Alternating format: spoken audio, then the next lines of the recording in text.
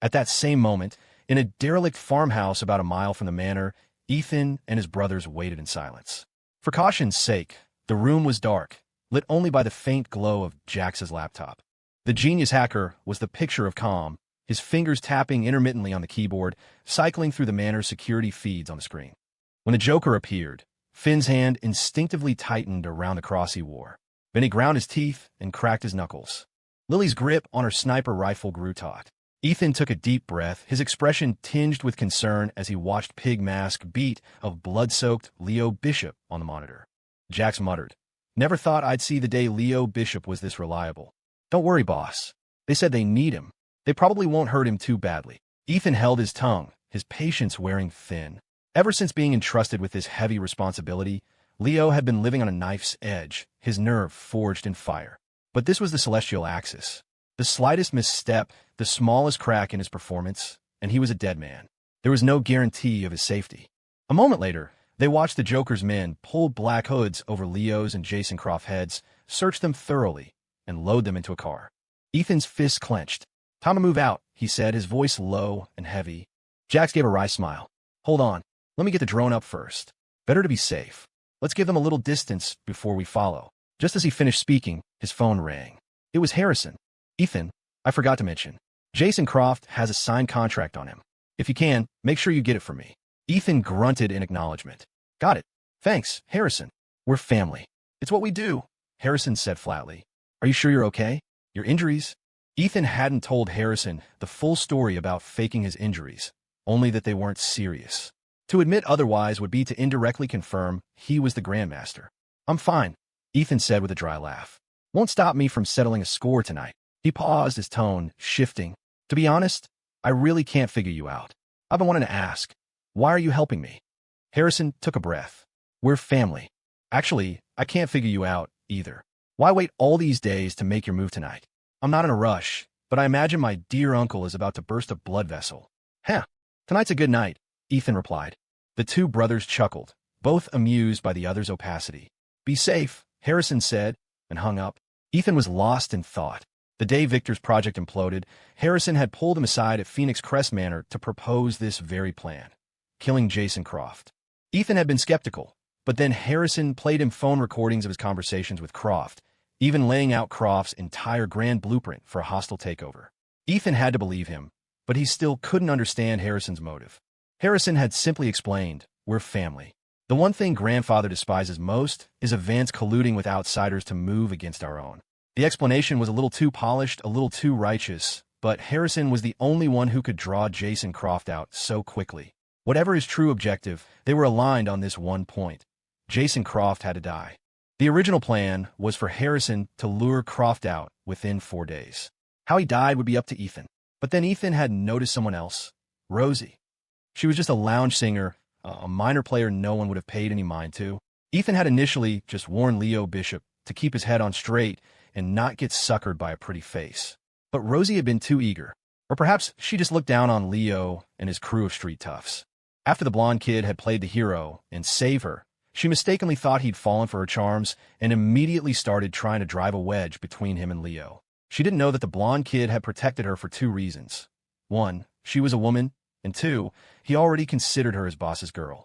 So when Rosie started getting suggestive with him at the clinic, whispering about how she didn't like Leo, how she was afraid of him, the blonde kid sensed something was wrong.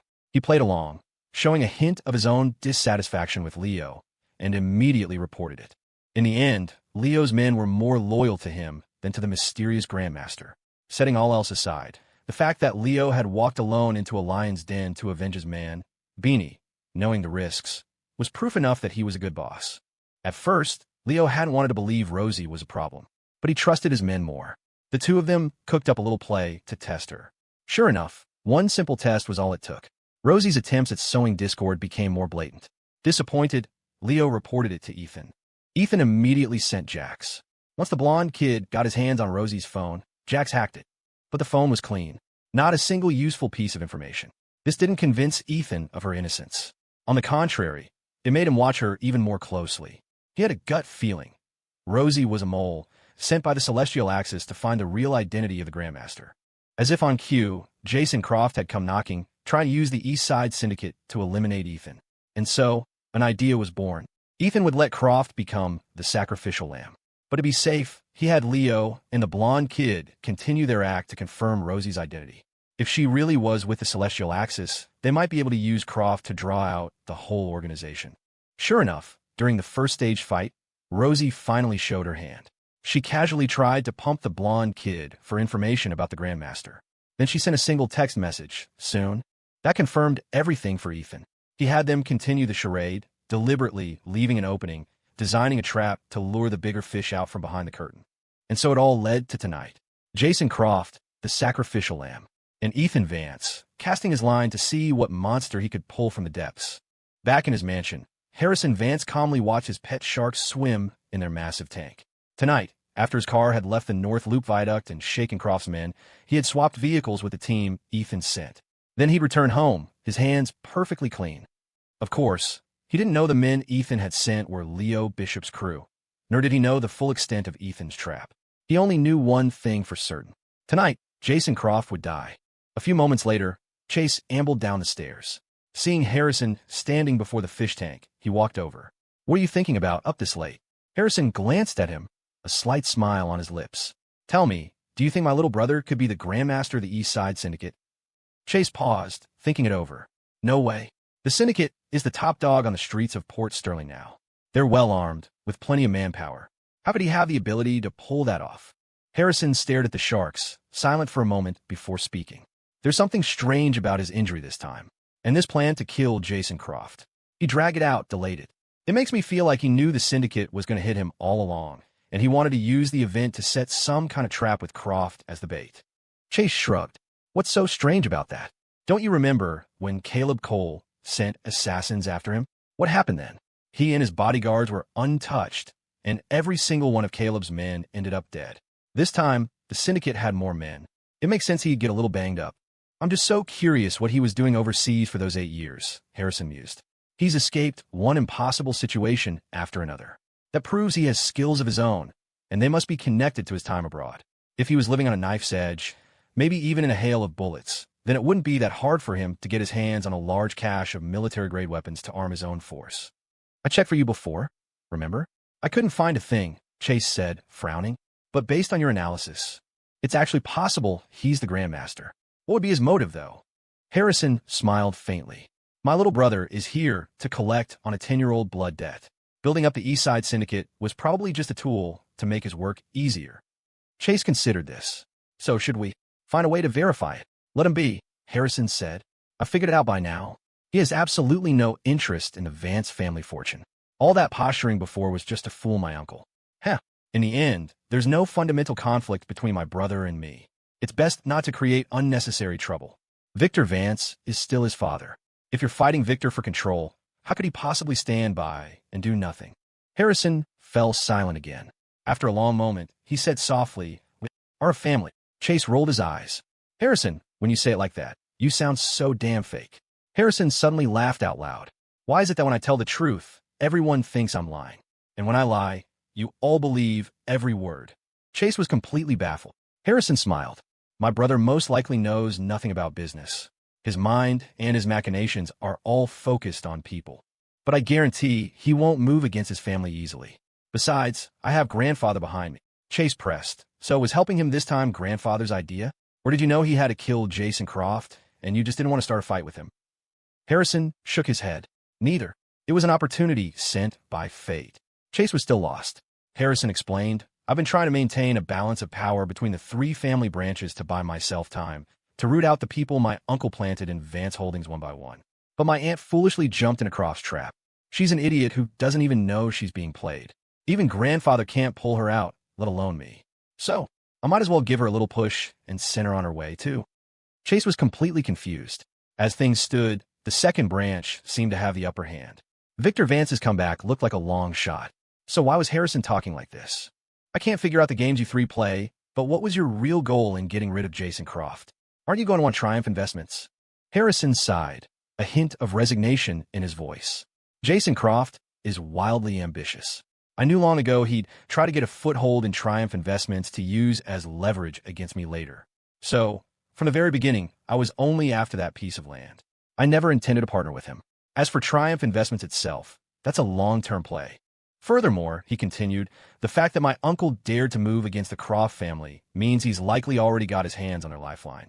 If I teamed up with Jason, I'd inevitably be dragged down with them. It would give my uncle the perfect excuse to accuse me of colluding with outsiders. Heh, you really think my uncle doesn't know that Jason was contacting me and my aunt to move against him? Please, he's just playing the fool right now, waiting for us to walk into his trap one by one. Lifeline? Chase asked, not understanding. The Croft family is a huge enterprise. What kind of lifeline could they have? Just wait. Jason Croft is already dead. My uncle's trap is almost fully set. The Croft family's lifeline will be brought into the light very soon. Heh. Harrison's eyes glinted for a second. When that time comes, I'm afraid the entire business world of Port Sterling will face a catastrophe, and the real estate industry will officially enter its long, cold winter. At 12:30, Leo Bishop and Jason Croft were brought into the gloomy space, where the Spade and Snake Eye logo was everywhere. Pig Mask ripped the hoods off their heads one by one. Jason Croft's face was a bloody, mangled mess. He was screaming in terror and despair, but because the corners of his mouth had been slit, his words were slurred and indistinct. I'm not the Grandmaster. I'm really not the Grandmaster. You got the wrong guy. Leo Bishop trembled, his eyes darting around the terrifying, morbidly decorated room. Besides Pig Mask and the Joker, there were 4 or 5 other mysterious figures in different masks sitting silently at a round table in the center. He was scared out of his wits. Although he knew these people wanted to keep using him as a puppet and wouldn't kill him, he didn't dare let his guard down. He didn't even dare beg for mercy, afraid that saying too much would reveal a flaw in his act. In his mind, he was praying to Jesus, Buddha, and the panther statue all at once, begging for Ethan to get here soon. The Joker kicked Jason Croft playfully. Quiet now, he said with a sinister grin. Be a good boy. But Jason's ears were completely deafened by now. He couldn't hear a thing and just kept howling, gripped by absolute panic. The Joker, losing his patience, drew a scalpel and pressed it to Jason's forehead. Just as he was about to speak, an old voice crackled from a speaker on the ceiling. The head of the East Side Syndicate, Leo Bishop. Hiv. A pleasure to meet you. Leo looked up at the speaker, swallowed hard, and stammered, who are you? Who I am isn't important. Joker, the Grandmaster is a bit loud. Take him to another room for a private chat. Ask him properly what his goal was in creating the East Side Syndicate. I want to have a heart-to-heart with Mr. Bishop. Hiv. As he was now, the Grandmaster was useless to the Celestial Axis, but he had certainly earned their hatred. Even though the Croft family had the backing of the Red Tower, that didn't make him unkillable. Afterward, the Crofts would just assume it was the Vance family's doing and wouldn't waste time investigating them. The Celestial Axis would remain safely in the shadows. Hearing the president say that Jason Croft was his to handle, the Joker couldn't contain his excitement. With a swift flick of his wrist, he plunged the scalpel through Croft's right hand. He grinned sadistically and headed down a hallway, dragging the shrieking Croft behind him. Croft wailed in agony, still managing to scream, I'm really not the Grandmaster. But the louder he screamed, the more the members of the Celestial Axis despised him. Pig Mask was particularly incensed. To think he had been defeated by such a pathetic, cowardly rat who feared death above all else. If it weren't for his family's money, he fumed internally. How could a useless piece of trash like this ever be the boss of the East Side Syndicate? At the same time, his opinion of Leo Bishop began to change. It was obvious Jason Croft was just a money man. The rise of the syndicate was built on the blood and steel of Leo and his brothers. Soon, Jason Croft's screams faded down the corridor, and the gloomy space fell silent once more. Leo trembled, his gaze sweeping over the figures seated at the round table. His eyes had adjusted to the dark, and he could now make out their masks. White Fox, Ghost Face, Grizzly Bear, Tiger Head. One man wore no mask, but his face was completely covered by the garb of a Japanese ninja, 2 samurai swords tucked into his belt. In short, none of them looked human. Everyone knew that the Japanese weren't fit to be called human. Mr. Bishop, please have a seat, the voice from the speaker said again. Leo was terrified. He didn't dare take a single step toward the table. What? What do you want? He stammered. Pig Mask let out a derisive snort, grabbed his arm, and dragged him to the table. The president told you to sit, so you sit. We're not going to hurt you. Relax. Leo swallowed hard and nodded before sitting down. The moment he did, Jason Croft's blood-curdling screams echoed faintly from the end of the hall.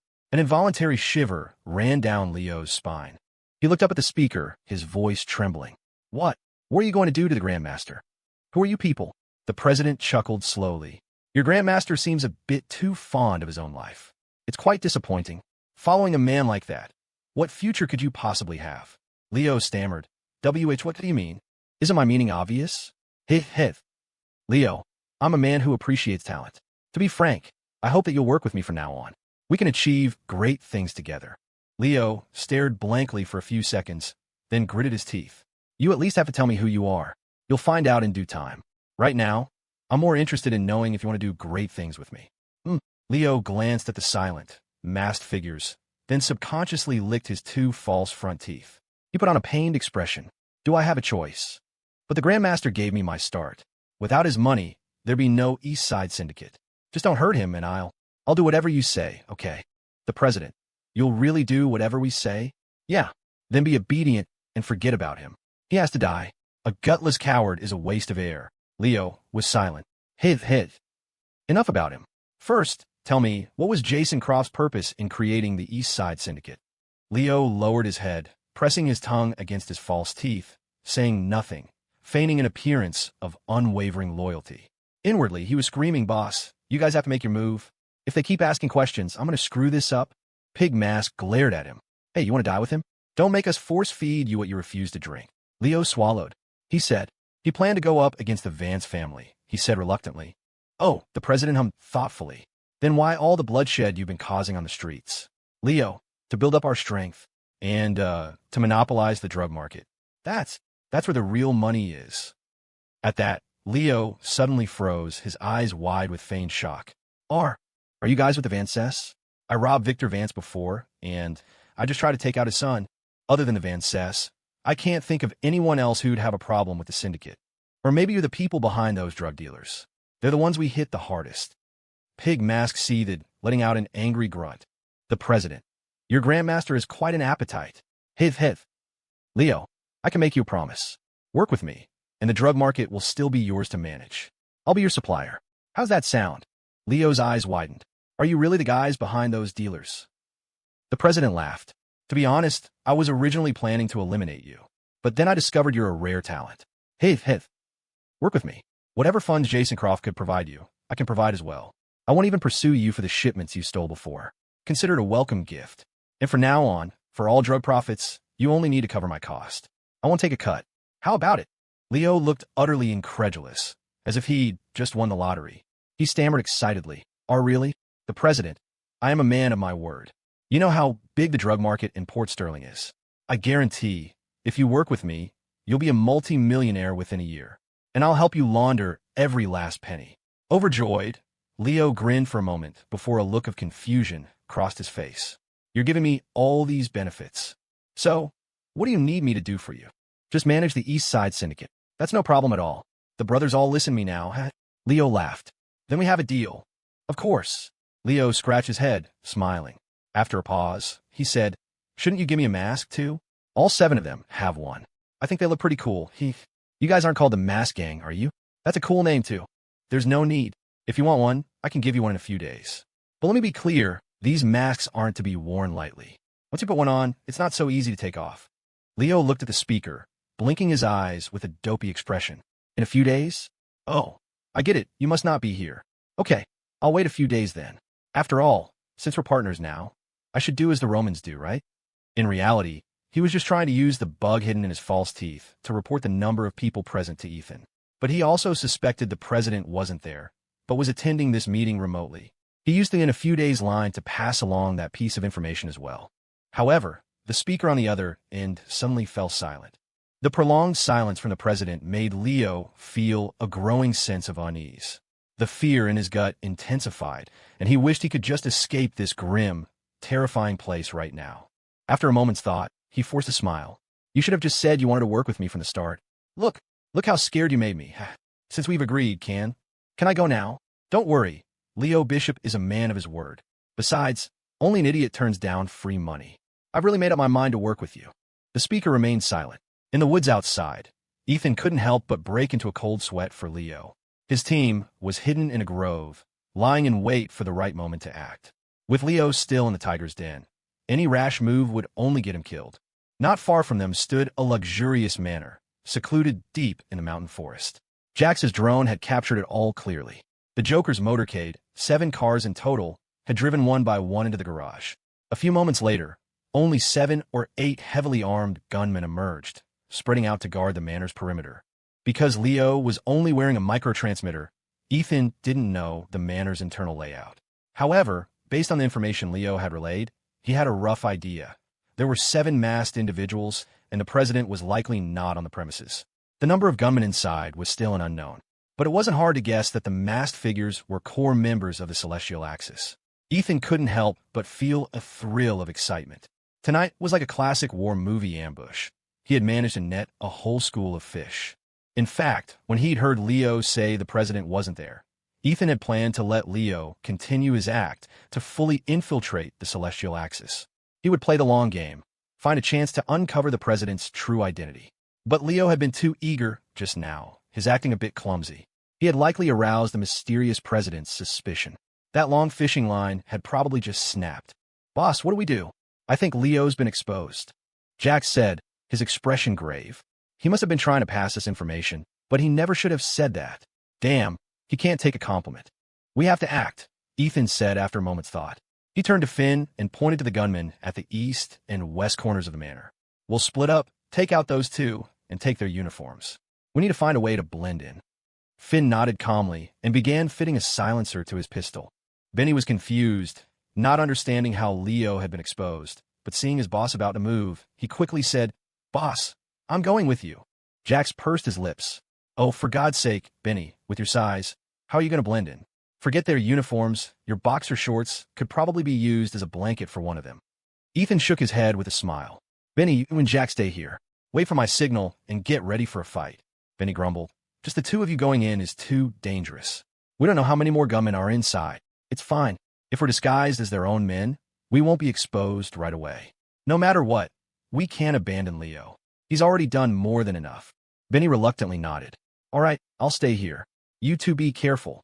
By the way, boss, that big toy." Just then, the president's aged voice came through the earpiece. "Leo Bishop, you seem very curious about me." Leo was growing more agitated. A thin layer of sweat beaded on his forehead. He forced a calm facade and chuckled dryly. "How can I not be curious? I get beaten half to death for no reason. If it were you, you'd probably be curious too, right?" The president's laughter was cold. "You were even curious if I was here or not. But why weren't you curious about why? When I clearly have the strength to wipe out the East Side Syndicate, I held back and let you steal my shipments time and time again." Leo's heart lurched. He knew it. His pig brain couldn't stand up to this kind of questioning. Fear had completely consumed him now.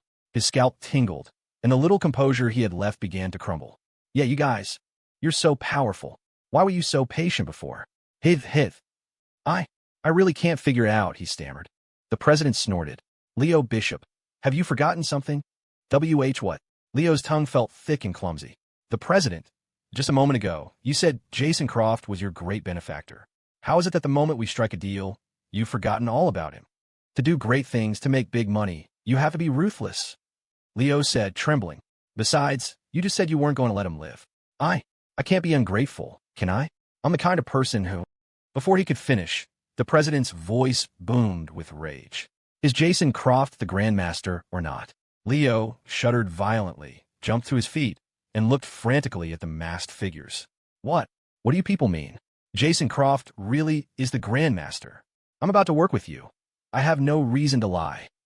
His terror-driven performance was full of holes. Pig Mask had already drawn his gun and was pointing it at him. "Don't move."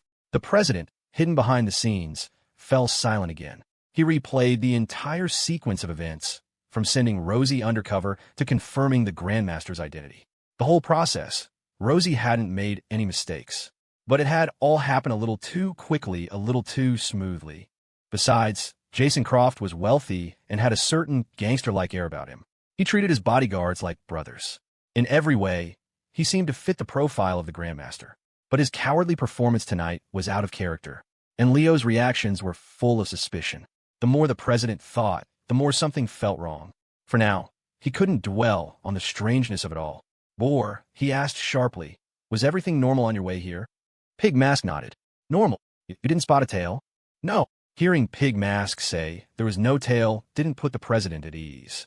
Bear, he said cautiously, check the nearby surveillance. The man in the grizzly bear mask quickly opened the laptop in front of him. His fingers flew across the keyboard for a moment, then he looked up at the speaker respectfully. Reporting to the president, all is normal. The president pondered for a moment. Boar, take Leo to another room for now. Have a nice chat with him.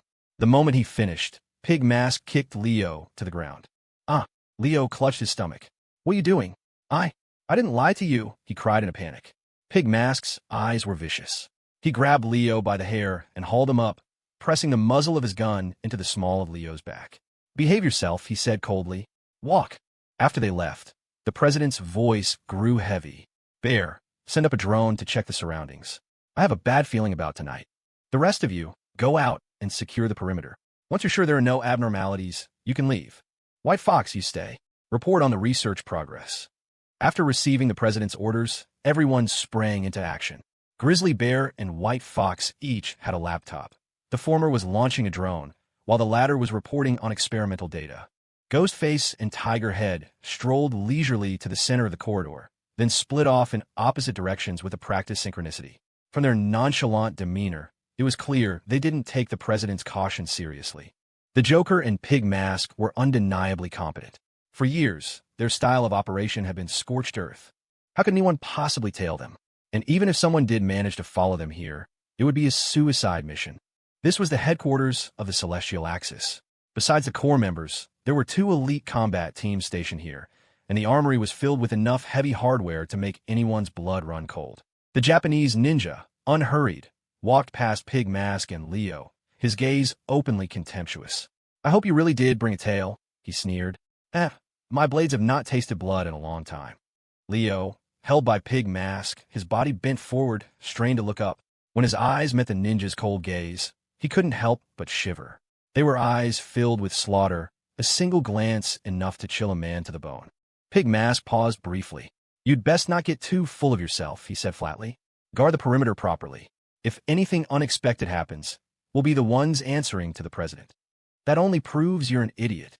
The ninja seemed to have no regard for Pig Mask at all. His clumsy, accented speech was dripping with contempt. The words, I look down on you, practically etched into his pupils.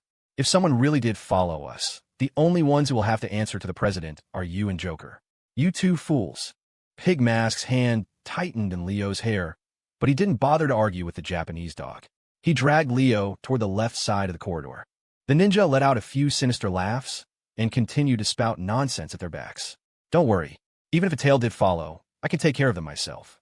No need to be nervous. Hiv. Of course, you and Joker don't need to feel. He was cut off by the Joker's unhinged laughter from the shadows at the end of the right corridor. Hey, say one more word, and I'll slit your throat. The ninja glanced at the Joker, hidden in the darkness, his expression still disdainful. After a moment, he snorted and strode toward the staircase. As he was being dragged along, Leo was surreptitiously scanning his surroundings. He quickly realized he was in some kind of basement, a vast, empty space split in 2 by a long north-south corridor. Rooms lined both sides of the corridor, like a hotel hallway, but the grim, eerie atmosphere made it feel more like a dungeon. A moment later, Pig Mask pushed him into a room. Click! The lights flickered on. Under the dim, yellow glow, the first thing he saw was a wall covered with a dazzling array of torture instruments. Some still bore the faint traces of dried, dark blood. This, it seemed, was where the Celestial Axis broke people. Leo's legs turned to jelly. What are you doing? He stammered in a panic. I really didn't lie to you. Brother, look, how about this? Let me go talk to your president again. Just for a minute. Pig Mask casually closed the door and took an iron chain from the wall. Leo Bishop, you seem a little dishonest, don't you? He said with a cold smile.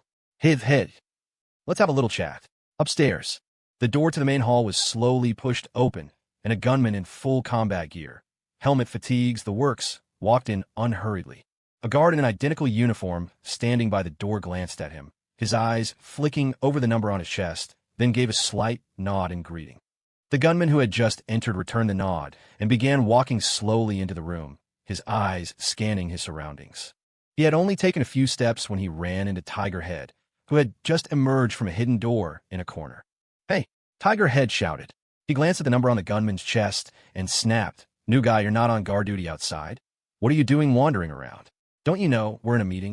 The gunman lowered his head and clutched his stomach. Lazy donkeys gotta shit when it's time to work. Tiger head cursed. Hold it. Go up to the second floor and tell everyone to assemble down here. Once everyone's assembled, you can go take your crap.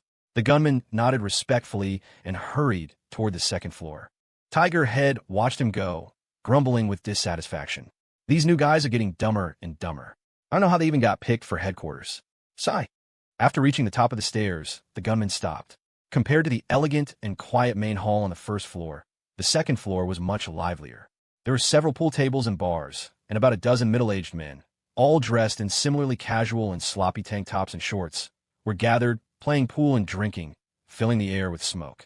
From their demeanor, they were clearly mercenaries. The gunman at the top of the stairs made no move to approach. After waiting a few seconds, he turned to go back down.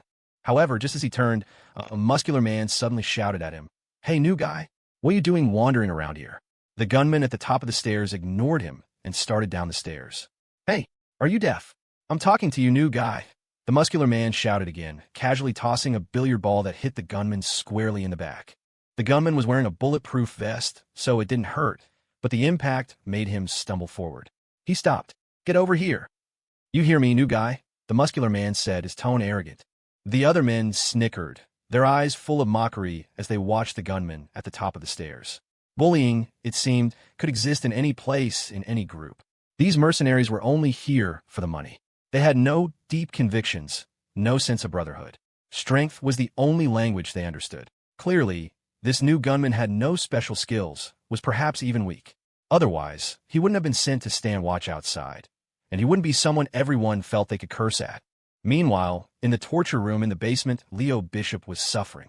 Pig Mask was using the iron chain as a whip, lashing him without mercy. In the empty room, Leo had nowhere to run. After just a few strikes, he was on the ground, curled up, desperately protecting his head, screaming helplessly. "Are you going to talk?" Pig Mask roared after 4 or 5 lashes. Leo, in agony, looked up at him, whimpering, "I don't even know what you want me to say." Pig Mask holstered his pistol and wrapped the chain around his hand several times. Leo, seemingly at the peak of his fear, was actually watching Pig Mask's gun. Seeing him put it away, he seized the opportunity. He lunged at Pig Mask, his hands grabbing for the gun, his mouth wide open, and sank his teeth into Pig Mask's arm. Pig Mask was likely caught off guard by Leo's sudden resistance. But he was a trained fighter. The moment Leo touched his gun, he reacted, grabbing Leo's hand. His other hand, wrapped in the chain, balled into a fist and slammed into Leo's face. Leo's head swam, and his face burned as if on fire. But this was life or death. He had to fight to the end. He bit down harder on Pig Mask's arm, his hands still desperately trying to wrench the gun away. In a flash, Pig Mask threw a few more punches, then brought his knee up into Leo's stomach. The next second, a gunshot rang out. Bang! Leo's contorted face froze. A trickle of red immediately spilled from the corner of his mouth. "Ah!" he cried out and was sent flying back against the door by a powerful kick from Pig Mask. On the second floor. "I'll say it one last time," the muscle-bound mercenary roared. "Get your ass over here." The gunman turned back. He instinctively reached for his chest, as if grasping for something that wasn't there, then patted the number on his vest.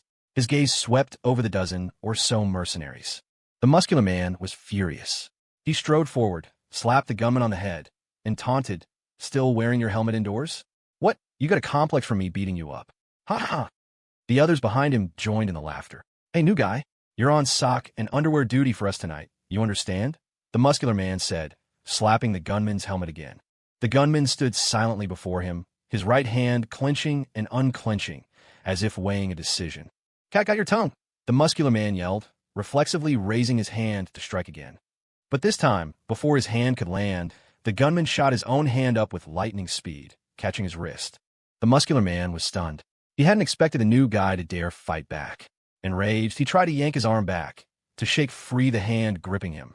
But the gunman's slender, long fingers were like a vice, clamping down on his wrist. Not only could he not break free, but the pressure was increasing, the pain growing sharper. It was clear the gunman hadn't even used his full strength yet. He didn't know it, but the new guy in front of him was indeed new. But he wasn't the meek little lamb they used to bully. He was a wolf in sheep's clothing. Just as the muscular man realized something was terribly wrong, the gunman spoke, his voice low and chilling. "Hi, sheep. Why'd it have to be a new guy? You're in the way." As the words left his lips, his other hand had already drawn a pistol from his waist, pressed it under the muscular man's chin, and without a second's thought, pulled the trigger. Finn hadn't wanted to cause a scene, but the man had been relentlessly harassing him. Exposure was inevitable. Besides, he had just heard a gunshot and Leo scream through his earpiece. Leo was probably his anger maxed out. Finn threw all caution to the wind. The mercenaries were unprepared and unarmed. It was a perfect opportunity. After blowing the man's head off, he began to clean house. Even with his silencer, the gunshots were still audible up close, but they weren't deafening. In truth, the silencer hardly mattered anymore. Seeing their ringleader's head explode, the other mercenaries froze in shock for a second, then scattered like rats, screaming about an intruder as they scrambled for their rooms to grab their weapons. Finn fired with incredible speed, emptying his clip in seconds, each shot a headshot. The mercenaries who had been relaxing just moments before were mown down. Only 3 managed to escape. The killing machine didn't panic. He calmly reloaded, shot out the overhead lights, then took off his second-generation night vision helmet. From his pocket, he pulled out a pair of third-generation military-grade thermal imaging goggles, slipped them on, and then pulled a flashbang from his belt. He found cover and waited for the remaining gunmen to emerge. The hunt was about to begin. Just then, he heard Leo's voice again through his earpiece. In the basement torture room, Leo had taken a bullet to the stomach and a vicious kick. He lay on the floor, struggling to catch his breath. In fact, the suit he was wearing, jacket, shirt, and pants, was a $100,000 set of custom body armor made primarily of Kevlar. He'd originally had a steel plate strapped to his chest, but Pig Mask had removed it during the search at Harrison's manor. Without the plate, the armor was useless against a rifle, but it could just barely stop a pistol round. Still, the powerful impact had undoubtedly caused internal injuries. A rib was likely fractured. The pain was excruciating, and he gasped for air, making Finn think he was already done for. Likewise, Pig Mask thought the stray shot had hit a vital organ. If Leo wasn't dead, he was on his way out. So, he didn't rush to check on him. Instead, he looked down at his left arm, where Leo had bitten him. The bite hadn't torn off a chunk of flesh, but it had left a bloody set of teeth marks. Worse, embedded in the wound were 2 false teeth. "You son of a bitch," Pig Mask cursed, his eyes glinting with malice as he looked at Leo. He was just trying to figure out how to explain to the president that he'd accidentally killed Leo when he suddenly noticed the weight of the gun in his hand fell off. It seemed lighter. At that moment, the intruder alarm blared through the corridor speakers. Simultaneously, Leo scrambled to his feet, grabbed an iron chain from the wall, and bolted out of the room like a hunted wolf. He quickly wrapped the chain around the door handles, locking Pig Mask inside the torture room. "You dead pig," he shouted triumphantly. "You want to kill Grandpa Leo? Try again in your next life." Ha ha ha. Laughing, he shoved the gun's magazine into his pocket, clutched his stomach, and began to run, gritting his teeth against the pain. Inside the room, Pig Mask was furious. He slammed the now empty pistol on the floor and started kicking violently at the door. In the main basement hall, White Fox was frantically packing up her computer while Grizzly Bear stared intently at the monitors. "President, someone in our combat gear has infiltrated the building. He's on the 2nd floor, engaging our gunmen." The president's voice was livid. "You bunch of incompetents. Take them out. White Fox, find Boar and Joker. Have them escort you out of there." Just then, the Joker, dragging a barely conscious, blood-soaked Jason Croft, appeared in the middle of the corridor. He glanced at the frantic White Fox, seemingly uninterested in helping her. He casually dropped Croft to the floor, his voice trembling with suppressed excitement. Jason Croft kept talking about the Vance family. "It seems we've fallen into a trap. The intruder must be my good boy, Ethan Vance. Ha ha. And that agent, my favorite child. Ha ha ha." As he spoke, he vanished into the darkness. "Joker, come back," the president roared in frustration, but the Joker was gone. Defeated, he said to White Fox, "Find Boar. You must not be harmed. Bear, alert everyone. Level 1 alert. They must have more people inside. No matter what, make sure they don't leave here alive."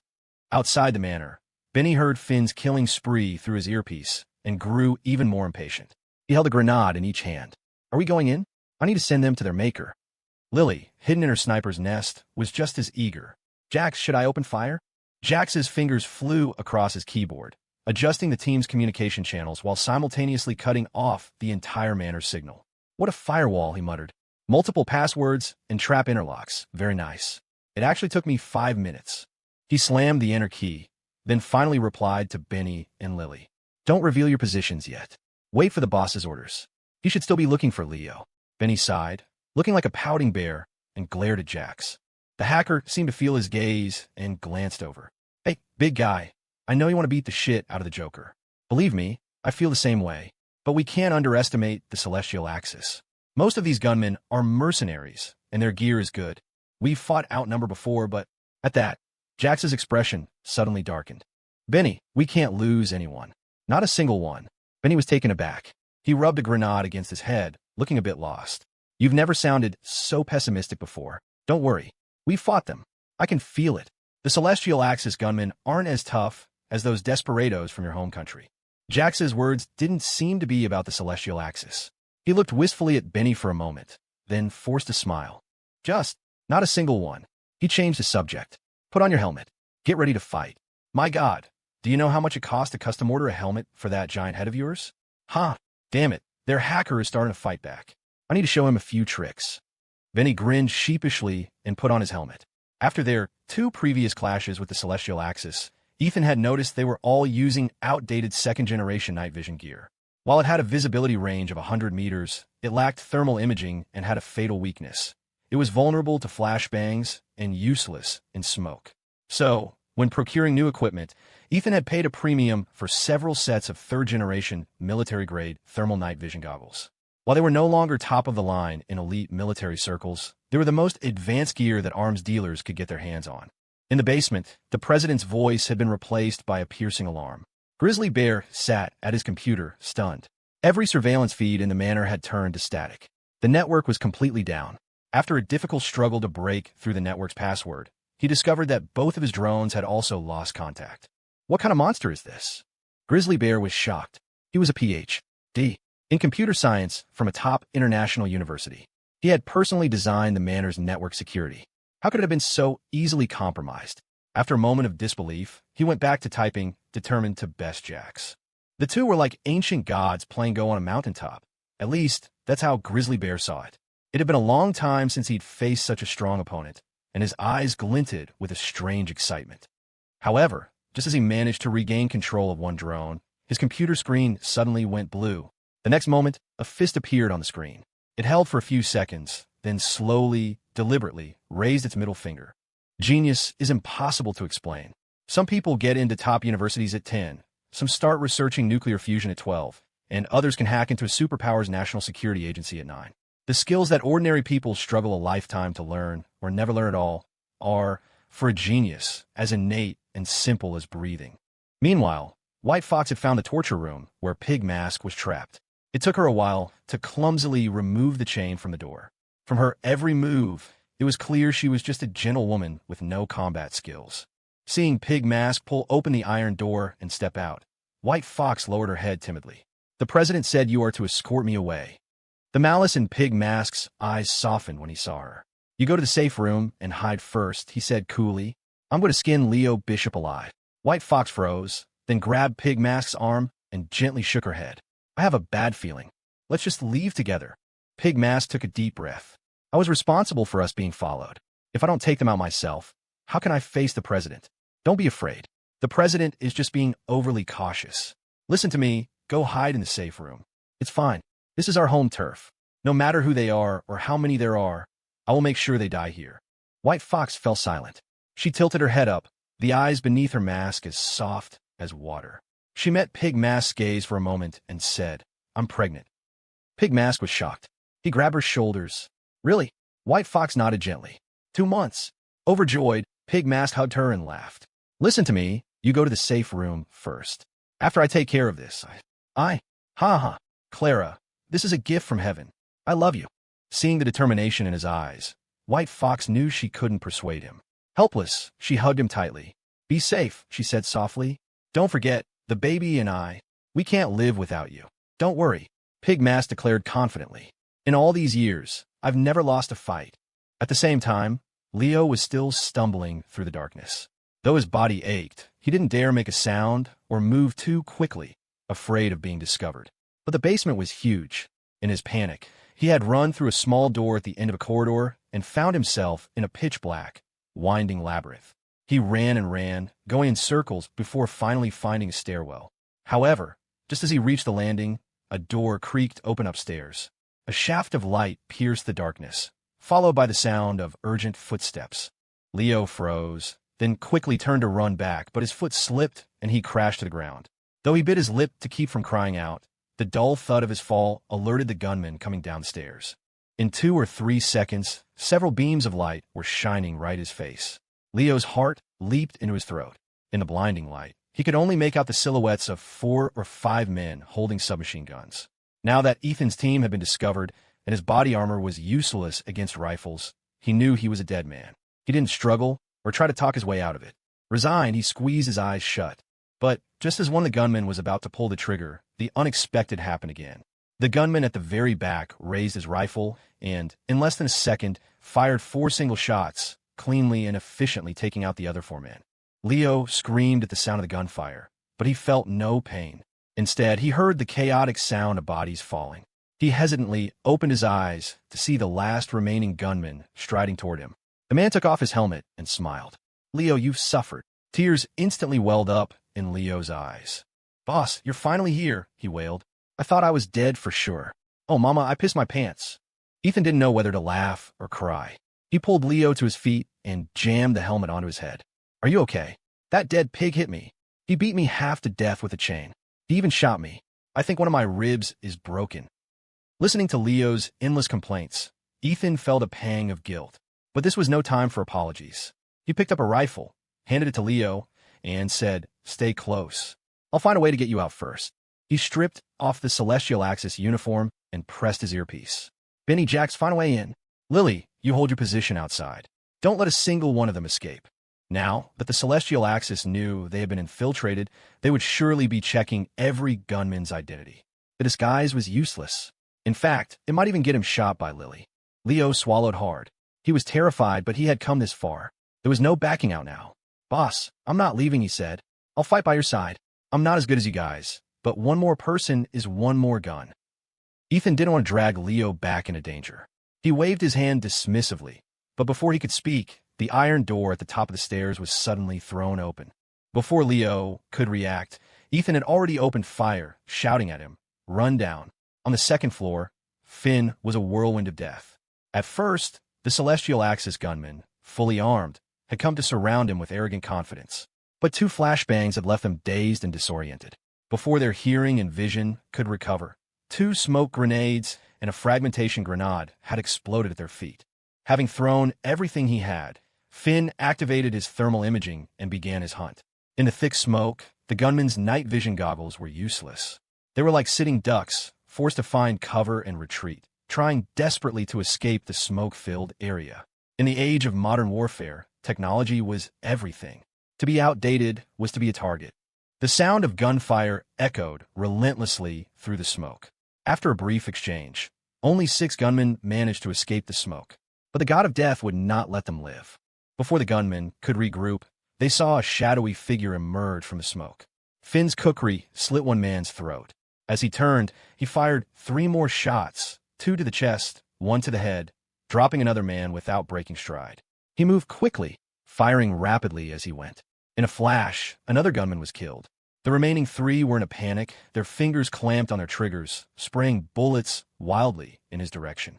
The muzzle flashes were dazzling in the darkness, like flowers blooming in the abyss of sin.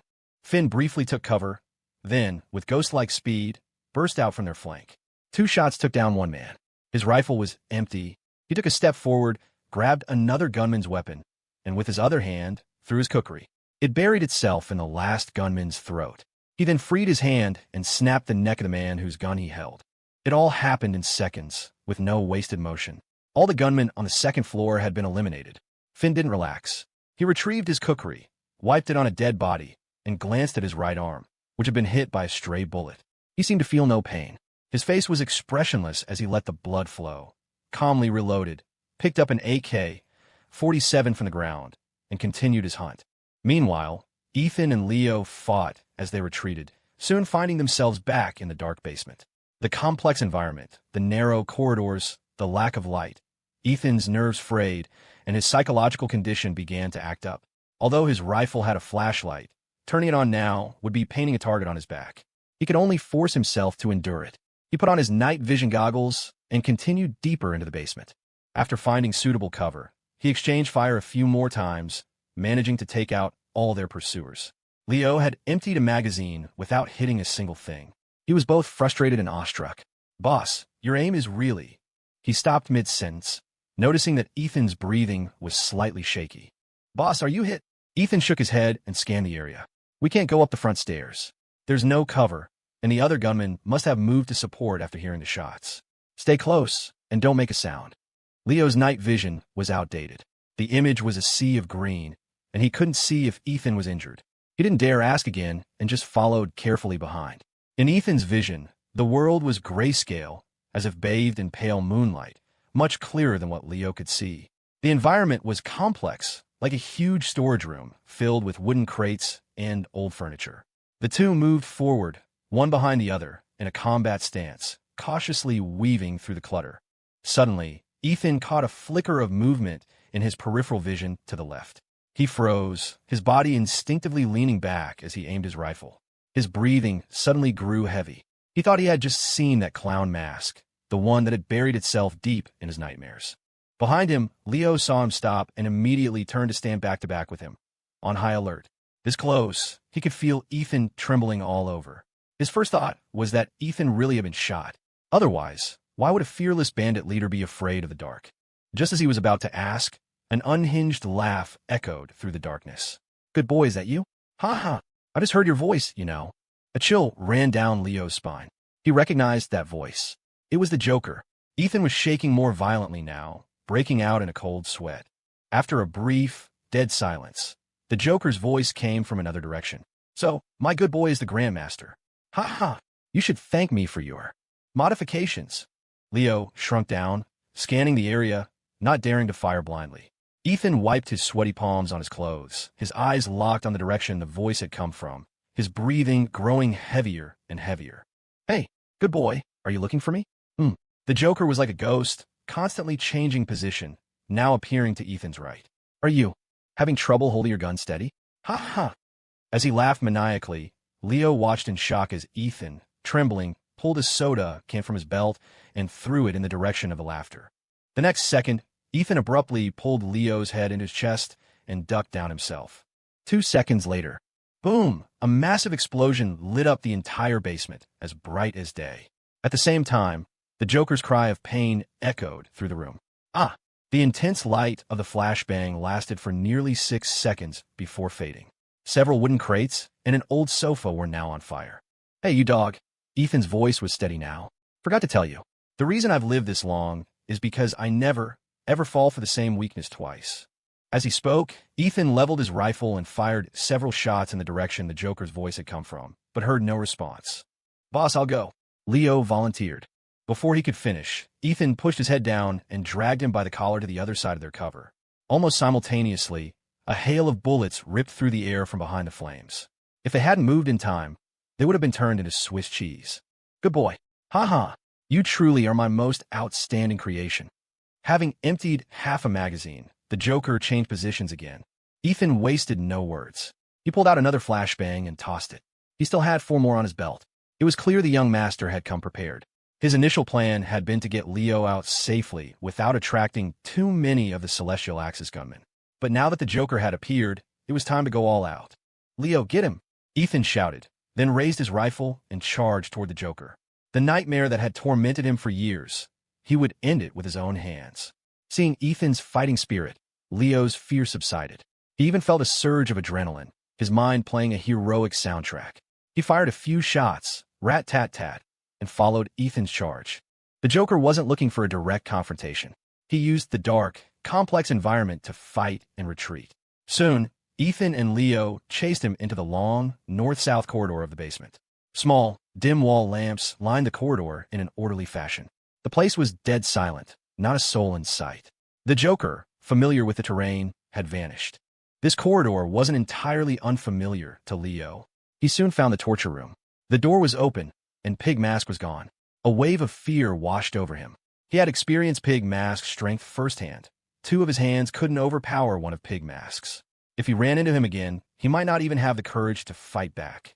Just then, Ethan saw a bloody figure lying on the floor in the middle of the corridor up ahead. He approached cautiously. As he got closer, he finally saw that it was Jason Croft, now barely clinging to life, letting out faint, pained groans. Seeing a pair of feet appear before him, Croft trembled and, with all his might, lifted his head. Although Ethan was wearing night vision goggles, Croft could still recognize him from the lower half of his face. Ethan Vance. Croft's voice was filled with hatred. He stared at Ethan for a moment, but his neck no longer had the strength to hold his head up. His face fell aimlessly to the floor, but he suddenly burst out laughing. So, the Grandmaster is you? Or is it Harrison Vance? Hiv. No matter. For the Croft family, my death is a worthy sacrifice. He knew that nothing would motivate his father, Jonathan Croft, to move against the Vance family more than his own death. Leo lifted his helmet. In the faint light of the corridor, he could see that Jason Croft's left arm was stripped to the bone, and he could even faintly see his spine. His scalp tingled. These guys are fucking animals, he thought. Ethan scanned his surroundings warily, then glanced down at Croft. He said nothing, did nothing. He just led Leo onward to find the Joker, leaving Croft to meet his end in agony. Just then, a large group of gunmen arrived behind them and opened fire without warning. Ethan shoved Leo aside, and the two of them split to opposite sides of the corridor, engaging in a fierce firefight with the pursuing gunmen.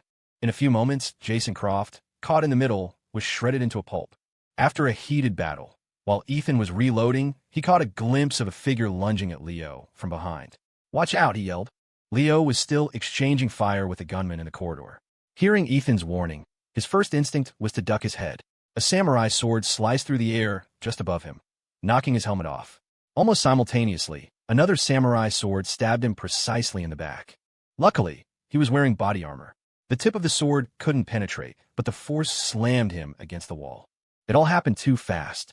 Ethan saw it was the ninja and didn't hesitate. As he reloaded, he swung his rifle toward the attacker. The ninja was incredibly agile. He leaped into the air, brought his knee up into Leo's head, and at the same time, swung his sword at Ethan's rifle, knocking the barrel aside. His other sword then thrust toward Ethan's neck. Ethan hastily stepped back, adjusted his aim, and continued to fire at the ninja. The ninja's two swords moved in a dazzlingly fast blur. Now, at close range, he showed no fear of Ethan's rifle. He used one sword to parry the gun barrel, while the other relentlessly slashed at Ethan, pressing his attack. Ethan retreated several steps, and as he ducked, he drew his pistol from his waist and fired a series of shots at the ninja. In close combat, a pistol was far more nimble than a rifle. The ninja dodged the first shot, then abandoned his charge, ducking and weaving as he retreated toward the stairwell. If not for his own body armor, with Ethan's aim, even with his speed, he would have been a dead man. What century is this, still playing with swords? Think you're so cool? Fucking psycho, Ethan quipped, then immediately re-engaged the gunman in the corridor. Leo was dazed from the knee to his head. He sat on the ground for a long moment, and by the time his senses returned, Ethan had already dealt with the pursuers. "Leo, you okay?" Leo shook his head and pushed himself up against the wall. "I'm fine. I'm holding you back." Ethan clapped him on the shoulder and smiled faintly. "Let's go upstairs first and meet up with the others." On the first floor, a fully armed Jax had climbed in through a window and was hiding in a corner, scanning the pitch-black hall. The Celestial Axis was in chaos. Their communication equipment was completely down. They were like headless chickens, running toward wherever they heard gunfire. The lights in the entire manor had now been shut off by Jax. The gunmen couldn't operate without their helmets. Now, when they saw one of their own, they had to cautiously exchange a code word to make sure it wasn't an enemy in disguise. Seeing the hall was empty, Jax breathed a sigh of relief. He pulled out his phone and checked the locations of his brothers. As luck would have it, Ethan was right behind him. Jax turned and saw a hidden door behind him. Outside the manor, in the woods to the south, a small figure was climbing a winding path up the mountain, carrying what looked like a large cello case on her back. Her breathing was heavy, her footprints deep. In the first floor hall, Ethan, Leo, and Jax regrouped. "Jax, I'm going after the Joker. You get Leo out of here." Jax glanced at Leo and gave a slight nod. Leo was full of righteous bravado. "Boss, let me stay. I'm one of you guys. I should live or die with you." Ethan cut him off. "I'll fire a few shots somewhere else to draw them away. Then you two go." With that, he vanished into the depths of the hall. Jax was uneasy. He whispered into his earpiece, "Benny, go help the boss." Then he handed Leo an earpiece. "Put this on." After a dozen seconds, hearing Ethan's gunfire, Jax pointed to the window he'd come through. "Get out. Lily's covering you from outside. It's safe." The heroic soundtrack in Leo's head came to a screeching halt. Maybe I should just stay and fight with you guys," he said reluctantly. Leo Bishop is not a man who runs from a fight. Just as he finished speaking, Jax suddenly pushed his shoulder down. Leo was about to ask why when he saw Jax raise his rifle and open fire. Almost simultaneously, a few shots came back at them from the opposite direction. Leo was startled. He instinctively raised his rifle to fire back and saw that their attacker was a mysterious man in the ghost face mask. "Go! I'll cover you," Jax shouted, shoving Leo into the hidden door behind them. But the next second, Leo came flying back out with a scream, his rifle gone. He hit the ground and coughed up a mouthful of blood. "It's the ninja! Jax! What the hell?" Before he could react, two samurai swords thrust out from the hidden doorway. Jax was caught off guard. He instinctively dodged to the side, but it gave Ghostface an opening. Two shots hit him in the chest.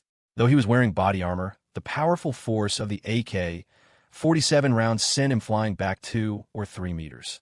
He lay on the ground, the pain making it impossible to breathe. The ninja leaped through the air like a phantom, his sword slashing toward Jax's neck. In that split second, a figure flashed down from the second-floor staircase, firing 2 shots that drove the ninja back, then engaged Ghostface in a firefight. Seeing it was Finn, Jax breathed a sigh of relief. He looked down at the 3 bullets embedded in the steel plate on his chest, then got to his feet, firing at the leaping ninja while yelling at Leo, "Go!" This time, Leo was much more obedient. This was a high-level game he had no business playing in. He would only be a liability. He didn't argue anymore, quickly scrambled out the window, and muttered as he ran, "Why is it always me getting beaten up?" The gunfire soon attracted more gunmen. The ninja's true skill was unknown, but his escape techniques were top-notch. He vanished again in the blink of an eye. Helpless, Jax had to turn his gun and, with Finn, deal with the reinforcing grunts. In the chaos of the battle, Finn got closer and closer to Ghostface. Seizing an opportunity, he shot Ghostface in the ankle, then closed the distance with a single step and knocked him unconscious with a punch. He didn't kill him. A core member of the Celestial Axis was too valuable to waste. Just then, the elusive ninja suddenly dropped from the ceiling above Finn, his swords aimed straight for Finn's head. At the same time, Grizzly Bear, carrying a shotgun, ran up from the basement. He ran right into Finn, froze for a second, then pulled the trigger without hesitation. Finn instinctively leaped to the side, dodging the double attack, while simultaneously putting a bullet through Grizzly Bear's head. The next second, a samurai sword knocked his rifle from his hands. The ninja's slashes were incredibly fast, giving Finn no chance to retrieve his weapon. After a dazzling series of cuts, Finn, who had been on the defensive, drew the kukri from his belt and engaged the ninja in a melee. For a moment, the two were evenly matched. The ninja's arrogance was backed by capital. His sword technique was refined and fierce, each move impossibly fast, with no wasted motion. The smaller kukri was no match for 2 samurai swords, and after a few moments of combat, Finn was at a disadvantage. Soon, the ninja found his opening. After a flurry of slashes, as Finn dodged, he rapidly retracted one sword and slammed the hilt into Finn's forehead. Finn staggered, but used the momentum to throw a punch that knocked the ninja to the ground. The next moment, a wave of dizziness washed over Finn. He staggered, and 2 lines of blood streamed from his nose. His vision blurred. Seeing him swaying, as if he were about to collapse, the ninja sneered. "What's wrong? Can't take it anymore? Hiv. To be honest, you're the best I've ever fought. Duty by my sword is no..." He didn't finish. A roar suddenly echoed from nearby. "Finn! The ninja quickly turned to see a giant of a man charging at him, roaring. It was Benny, unskilled with guns. He held a grenade in each hand. Not wanting to hurt Finn, he threw them at the group of gunmen fighting Jax, then charged the ninja empty-handed. Seeing he wasn't armed, the ninja mocked him disdainfully. "Another one come to die." As he spoke, Finn collapsed to the ground, unconscious. The ninja didn't bother with a finishing blow. He swung his swords and charged at Benny. "What do you plan to win? With all that meat?" Faced with the dazzling swordplay, the clumsy Benny was frustrated, completely unable to fight back. But he was wearing body armor, and with his massive, powerful frame, the samurai swords might as well have been tickling him. After a few moments of fighting, Benny spotted a marble table to his side. An idea struck him. He pretended to be knocked down by a slash, but instead he dropped to his hands and knees, gripped the legs of the marble table, and then, with a mighty heave, swung it like a weapon. Crack! Although the ninja reacted quickly, bringing his swords up to block, the powerful blow swatted him to the ground like a fly. All the fancy moves were useless in the face of absolute power. You son of a bitch! Benny was furious. He gave the ninja no time to recover. He dropped the shattered table, bent down, and slammed his fist into the ninja's stomach. Urk! The ninja coughed up a mouthful of blood. He instinctively swung his sword, but Benny caught the blade in his hand and easily ripped it away. The big man glanced at the unconscious Finn, his face under the helmet contorting with rage. With another roar, he snapped the samurai sword in half and plunged the broken blade into the ninja's chest. The ninja's eyes were wide with fear. He stared at Benny and managed to choke out, "All that? Meat? You really?" Before he could finish, Benny swung his fist again. 3 heavy blows later, the ninja's head was a bloody pulp. Finn, Jax, with the help of the 2 grenades, had finished his fight and was now running frantically toward Finn. Ethan's voice came through the earpiece. "What happened to Finn?" The big man was sobbing. "I didn't see any wounds, but he's out, and he's bleeding from his nose." Jax's voice was sharp. "The bullet. Boss, his old injury has flared up before." Ethan sucked in a sharp breath. "Retreat. Now," he ordered without hesitation. To him, nothing in the world was more important than his brothers. Benny quickly scooped up Finn and charged for the exit, with Jax by his side, warily scanning their surroundings. They were almost at the main entrance when Lily's voice suddenly shouted through the earpiece. "There's a big van coming out of the basement, heading for the main gate. Don't come out yet." As she spoke, Lily fired a shot at the van. However, the van had clearly been modified. It was like an armored car.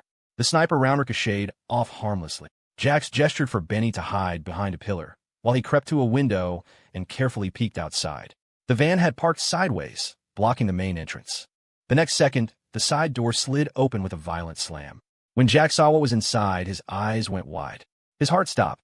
At the same time, Lily's terrified scream came through the earpiece. "Run!" Billowing smoke rolled from the secluded manor, nestled in a valley ringed on 3 sides by mountains. The fire in the storage room had already spread to the first floor, a single, flickering candle in the oppressive darkness. Overhead, storm clouds swept in from all directions, swallowing the moon and stars, deepening the night. The trees in the surrounding forest thrashed in the wind, their rustling like a surging tide, as if the spirits of the mountain were raising their banners in a wild cry. The wind was rising. Outside the manor's main hall, dust and sand swirled. From the panel van parked sideways across the entrance came the low whine of machinery, spooling up, accompanied by the mechanical whir of spinning gears, the pitch climbing rapidly. 3 seconds later, the world exploded in sound. As the 6 barrels of the Gatling gun began their furious rotation, a dense fusillade of bullets tore through the air like laser beams, raking the manor's grand hall. "Run! Gatling gun!" Jax screamed, spinning and sprinting back inside. Benny, a half-second behind, was still frozen behind pillar. He poked his head out, blinked, and watched as the glass doors disintegrated in an instant. The thick concrete walls of the manor, which had seemed so solid, were shredded like paper. "Move it!" Jax bellowed again. "Follow me. To the basement." Benny finally snapped into motion. He hoisted the unconscious Finn onto his shoulder and lumbered after Jax. How the hell do they have one of those? Shit, this is giving me some serious fucking flashbacks. Jax yelled back. "Down!" He launched himself at Benny, tackling him to the ground just as another wave of bullets tore through the space where they'd been standing. "There's a hidden door over there." Jax pointed to their left. "Go!" As he ran, he shouted into his comms for Ethan. "Boss, stay in the basement. Don't come out. Benny and I are coming to you." Meanwhile, perched in the northern woods, Lily frantically fired several rounds at the van, but the bullets sparked harmlessly off its reinforced plating. Leo Bishop, who had escaped into the woods, huddled behind a tree, his eyes fixed on the unique, terrifying muzzle flash of the Gatling gun. A chill crawled down his spine. Hearing the frantic exchange on the comms, he knew Ethan was still in the basement. With that kind of covering fire, his men wouldn't be able to handle it.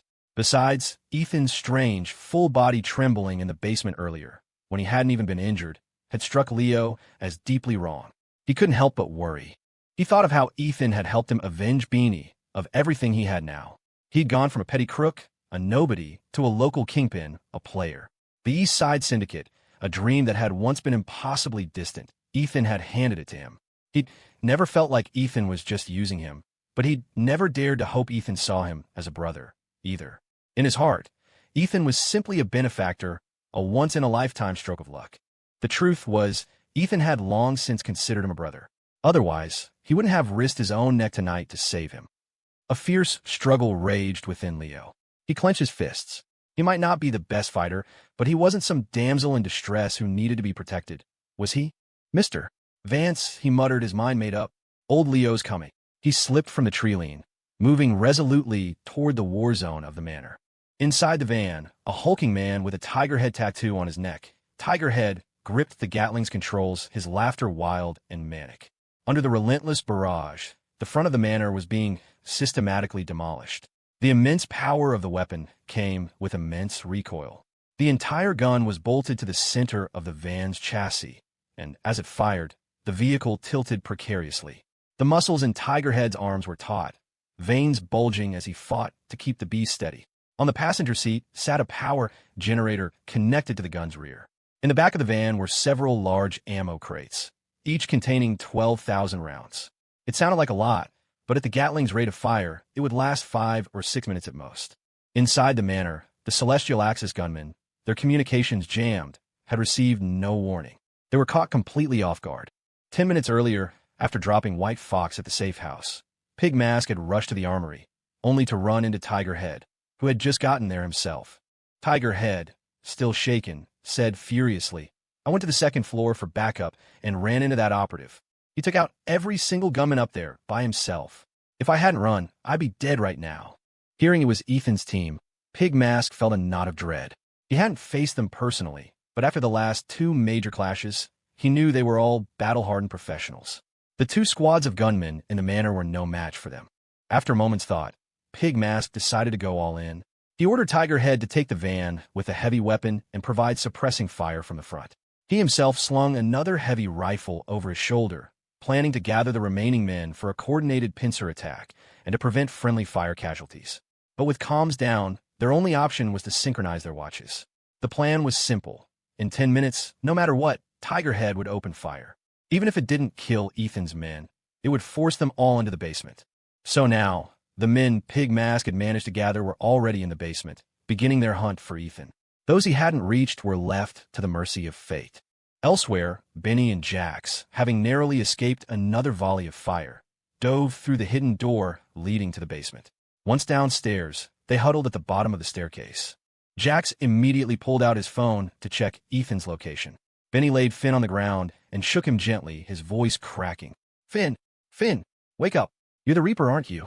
Wake up and keep reaping." Seeing no sign of consciousness, a sob caught in Benny's throat. He pressed his ear to Finn's chest. The heartbeat was steady. He tried pinching the nerve under Finn's nose, then started chest compressions. He even pried Finn's mouth open, hesitating for a moment over whether to give mouth-to-mouth. Once he had Ethan's location, Jax put his phone away and shot Benny a look of disdain. "He'll be crushed to death by you before he wakes up.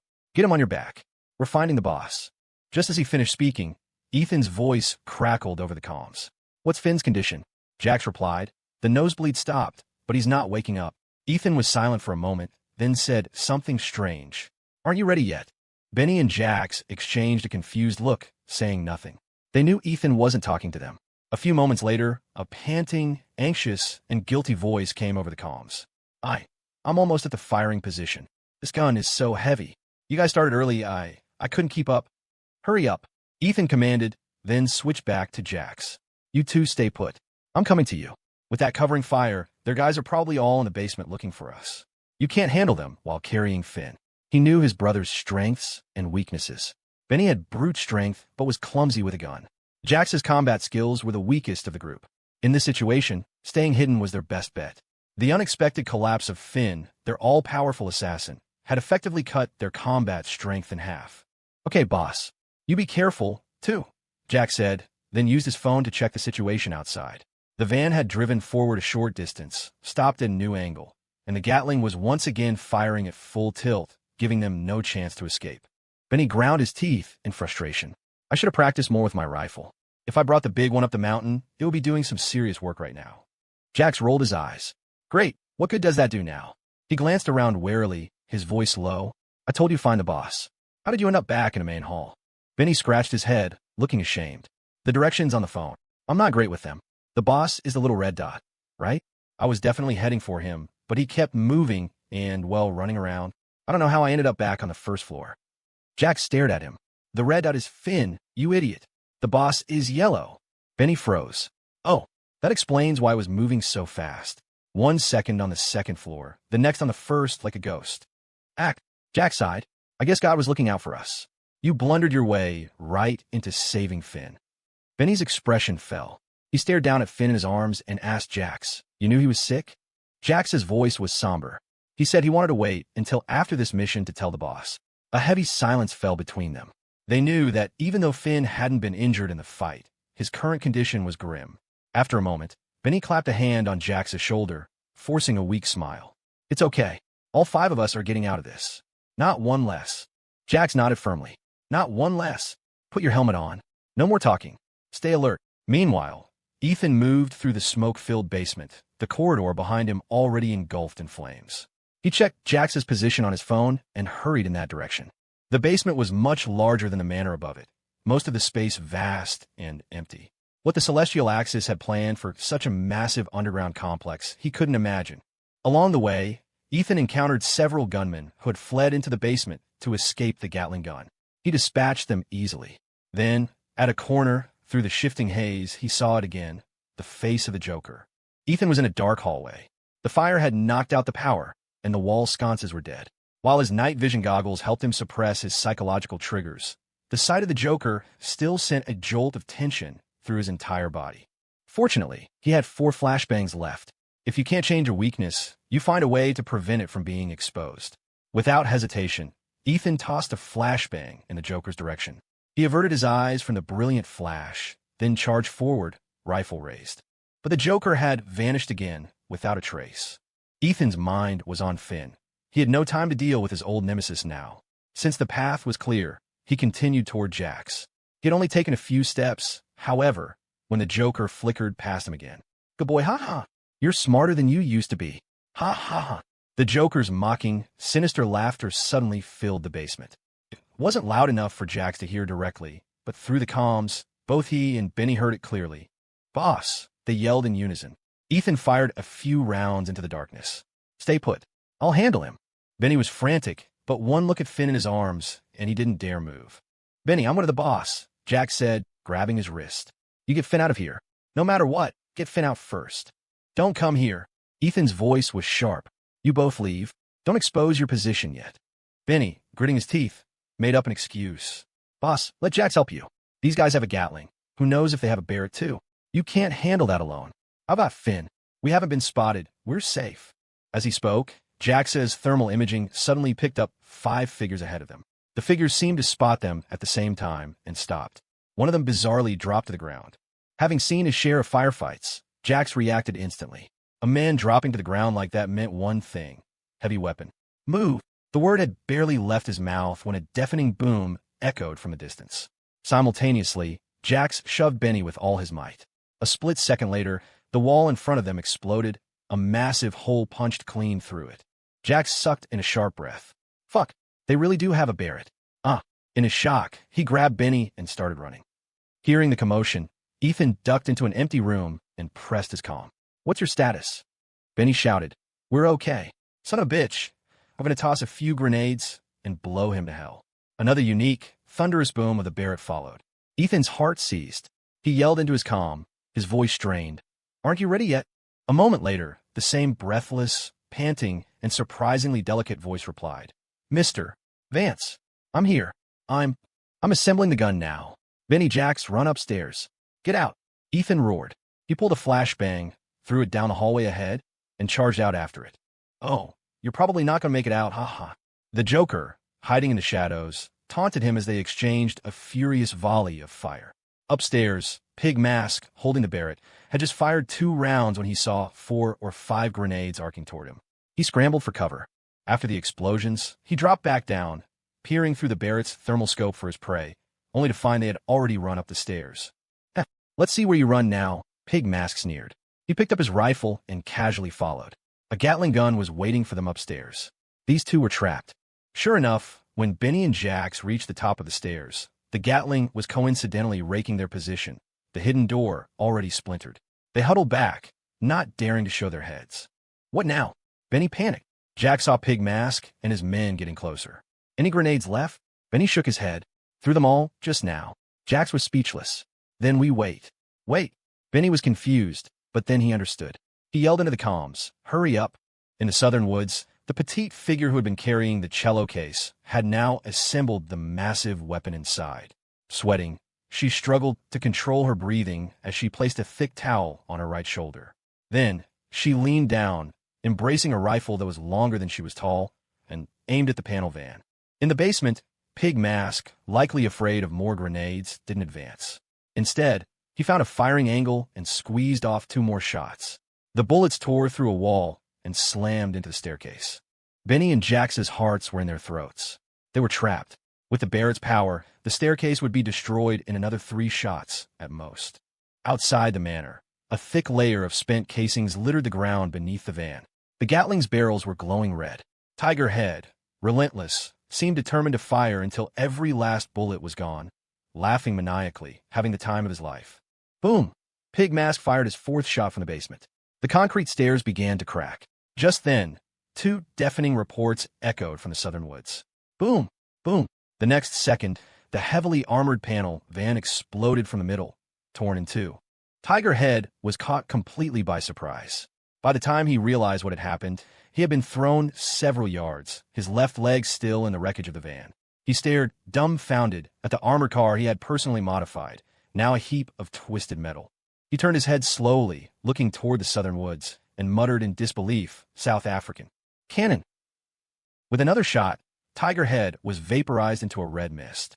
In the forest, the small figure ejected the 3-round magazine, gently rubbing her shoulder, which felt like it had been shattered. Then, while reloading, she said, "Mr. Vance." Target eliminated. Before Ethan could respond, Jax's voice came through, filled with awe. "Nice shot, Wendy." Wendy blushed at the praise, stammering, sorry it took so long. The weapon she was using was the very same one that had shocked Ethan when he had gone to pick up the shipment himself. The P13.My, also known as the South African cannon. It was common knowledge that the dividing line between a gun and a cannon was a 20mm caliber. Wendy was currently using 20mm high-explosive rounds. Forget a modified van. She could take down a helicopter as easily as swatting a fly. So, strictly speaking, this weapon was no longer in the category of a gun. Wendy's delay was completely understandable. When they first arrived at the manor, Ethan had been worried that the Celestial Axis might have a heavily armored vehicle to escape in. He'd had Jax's drone scout for a perfect sniper position, then sent Wendy alone with a massive case to ensure nothing was left to chance. But plans change. Leo's premature exposure had forced Ethan's hand. Besides, the gun weighed over 65 pounds. Forgetting Wendy, who weighed less than 110 pounds herself, even a strong man would have struggled to carry it halfway up the mountain. This, in truth, was the weapon's fatal flaw. It was huge, heavy, and incredibly inconvenient to carry. In combat, it was typically operated by a 2-person team. In the current mountain terrain, it was effective, but in a complex urban environment, it would be far too clumsy. As a result, sales of the gun were abysmal, and it was a difficult weapon for arms dealers to acquire. In the woods on the other side, Lily, who had been sprinting through the trees trying to find a firing angle on Tiger Head, was now collapsed on the ground, gasping for breath and clutching her rifle. Before she could rest, she heard Jax's voice. "Lily, Wendy, cover us."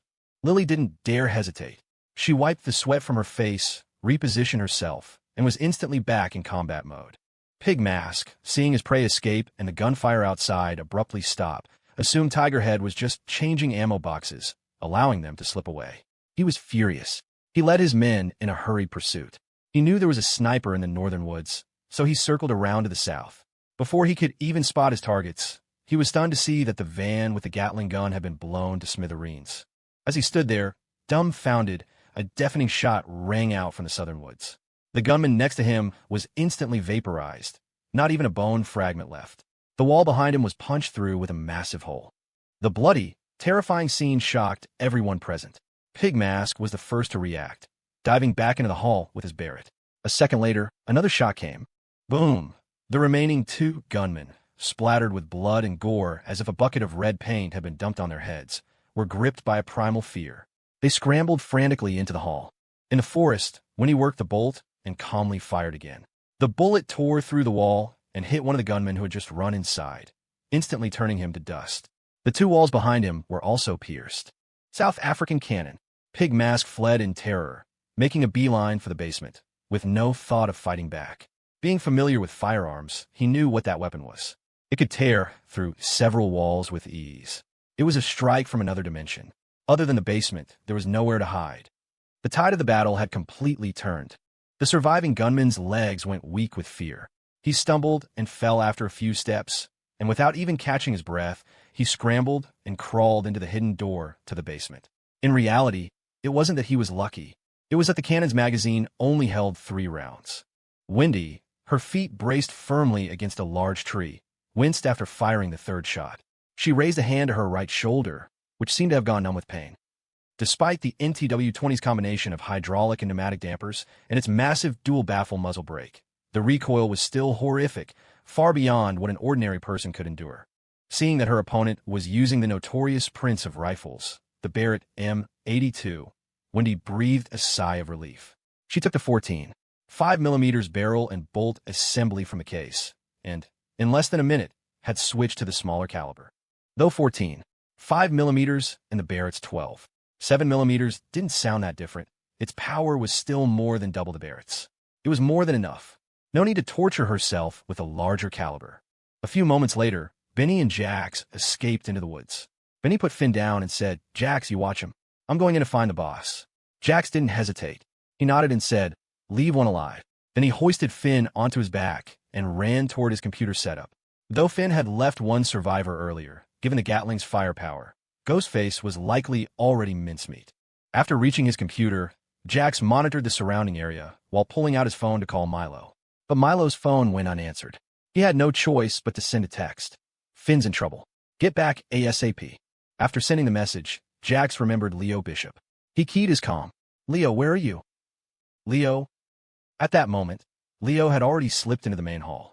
He stripped a relatively intact uniform from one of the dead gunmen and put it on, then picked up a rifle. Following his memory, he stealthily made his way toward the basement. As he neared a hidden door, Jax's call came through the comms. He was about to answer when 2 gunmen suddenly emerged from the door. Seeing Leo, they immediately retreated, hiding behind the heavy iron door with only their barrels showing. "Password," one of them demanded. Leo dove behind a pillar at the same time. He looked down at his borrowed uniform and instantly understood they were trying to confirm his identity. But what was the password? Leo's mind raced. He had no chance of guessing it. As he scanned for an escape route, he blurted out, "Hakuna Matata." Rat-tat-tat-tat-tat. Leo clutched his head and ran for his life. On the other end, Jax was completely bewildered. Hakuna Matata? What does that mean? Though confused, the sound of gunfire told him that the blockhead Leo had definitely run back into the fight. "Leo, get out of there. Don't be an idiot. I'm fighting alongside the boss." Leo's voice was resolute. He completely ignored Jax's desperate pleas. A short while later, Leo successfully slipped through another hidden door. Just as he got downstairs, he ran into 3 more gunmen. Both sides immediately raised their weapons. Thinking fast before they could speak, Leo demanded, "Password." The 3 gunmen paused for a second. One of them, caught off guard, replied, "Fading light." Leo nodded, pretending to relax, while muttering to himself, "Fading light. What kind of lame password is that?" Then, he joined his 3 new buddies in the hunt for Ethan Vance. Back in the manor hall, Benny saw the pools of blood and shredded flesh on the floor and the holes Wendy had punched through several walls. His stomach churned. Even in Jax's rough-and-tumble hometown, a scene this gruesome was rare. "Wendy, don't just fire randomly. Make sure you see who you're shooting at. Geez, whatever you hit just disintegrates." "Oh," Wendy replied softly. She was familiar enough with the big guy not to be as nervous as she was with Ethan. She even teased him. "You're a big guy. I can tell in the thermal scope." Then, Lily's voice came over the comms. "You're big. You won't disintegrate too badly." Benny let out a goofy chuckle. "If you wanted to shoot me, I'd let you." "Wendy." "Benny, you're such a creep. I've got you in my sights." A shiver ran down Benny's spine. Lily said, "Benny, go find the young master." "Wendy, stop messing around. What if your gun misfires?" "Wendy." Benny didn't dare delay any longer. He strode toward a hidden door. On his way past the pulverized remains of the Japanese ninja, the big man paused, picked up an AK-47 from the floor, and generously emptied another magazine into the mess before charging through the door. He didn't notice that ghost face, the man Finn had knocked out earlier, was gone. In the basement, thick smoke filled the air as the fire grew more intense. Ethan was still locked in a struggle with the Joker. The situation was not in his favor. Moreover, his mind was on Finn. He had no desire to fight. He just wanted to get away. But the Joker clung to him, appearing and disappearing like a phantom, engaging in fierce firefights, impossible to shake. "Oh, good boy. I never had the heart to kill you. Why are you so determined to see me dead? Ha ha. Remember 10 years ago, on that ship? I was going easy on you every single day. Carving you up was for your own good. Otherwise, how would you have become so exceptional? Ha ha. To this day, I still remember your mother's heart-wrenching reaction when she saw me remodeling you. Tell me, why didn't she care about you? She wouldn't give up her research, not even for her own son. She was not a qualified mother. She deserved to die." Under the Joker's relentless verbal assault, Ethan, hiding at the entrance of an empty room, gritted his teeth, his body trembling violently. Arg! With a guttural roar, he charged out, consumed by rage. This was exactly what the Joker wanted. He had brought up the past precisely to drive Ethan mad, or at least trigger his psychological trauma. In the long corridor, the smoke grew thicker, choking Ethan, making it hard to breathe. The Joker's sinister laughter spread with the smoke, his figure flickering like a ghost, constantly appearing just out of Ethan's reach, exchanging fire while continuing his verbal assault. After emptying a magazine, Ethan quickly dove into a room, gasping for air as he reloaded, then charged out again. After 2 more rounds of this, Ethan completely lost it, his roars becoming a near-constant, animalistic howl. And the Joker noticed something. Ethan hadn't used another flashbang. Ethan was acting like a madman, yet he wasn't using the flashbangs he so desperately relied on. That could only mean one thing. He was out. Convinced Ethan had no flashbangs left, the Joker grew smug. "Good boy," he cackled. "Are you having trouble holding your gun steady again? Ha ha." Ethan was drenched in sweat, the hands holding his rifle shaking violently. He fired a few wild shots and, just as before, ducked back into an empty room to reload his last magazine.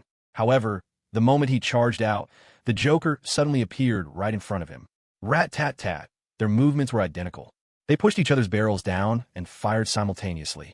Bullets slammed into their chests, stopped by the armored plates beneath their vests. Then, Ethan kicked out, knocking the Joker's rifle away. At the same time, the Joker gripped Ethan's gun tightly.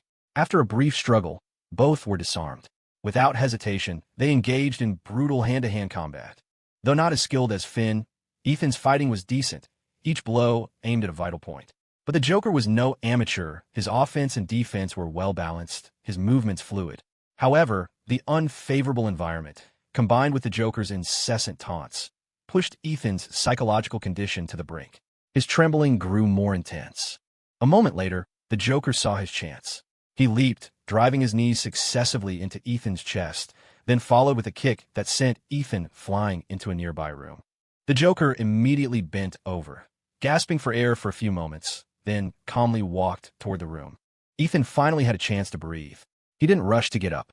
He'd only taken 2 breaths when he heard the Joker's sinister laugh. "Good boy, look at this room. Doesn't it remind you of the shipping container you were locked in 10 years ago? Ha ha." Ethan's head snapped up. On the walls hung iron chains and a dazzling array of torture instruments. It was the same interrogation room Pig Mask had brought Leo to earlier. Suddenly, the unbearable past flooded his mind, unstoppable. "I always like you better with a dog collar on, cowering in the corner. You must miss it, right? Huh, your eyes. They held the most hatred I have ever seen. Good boy, let's continue. Let's play that game." King -1 stroke.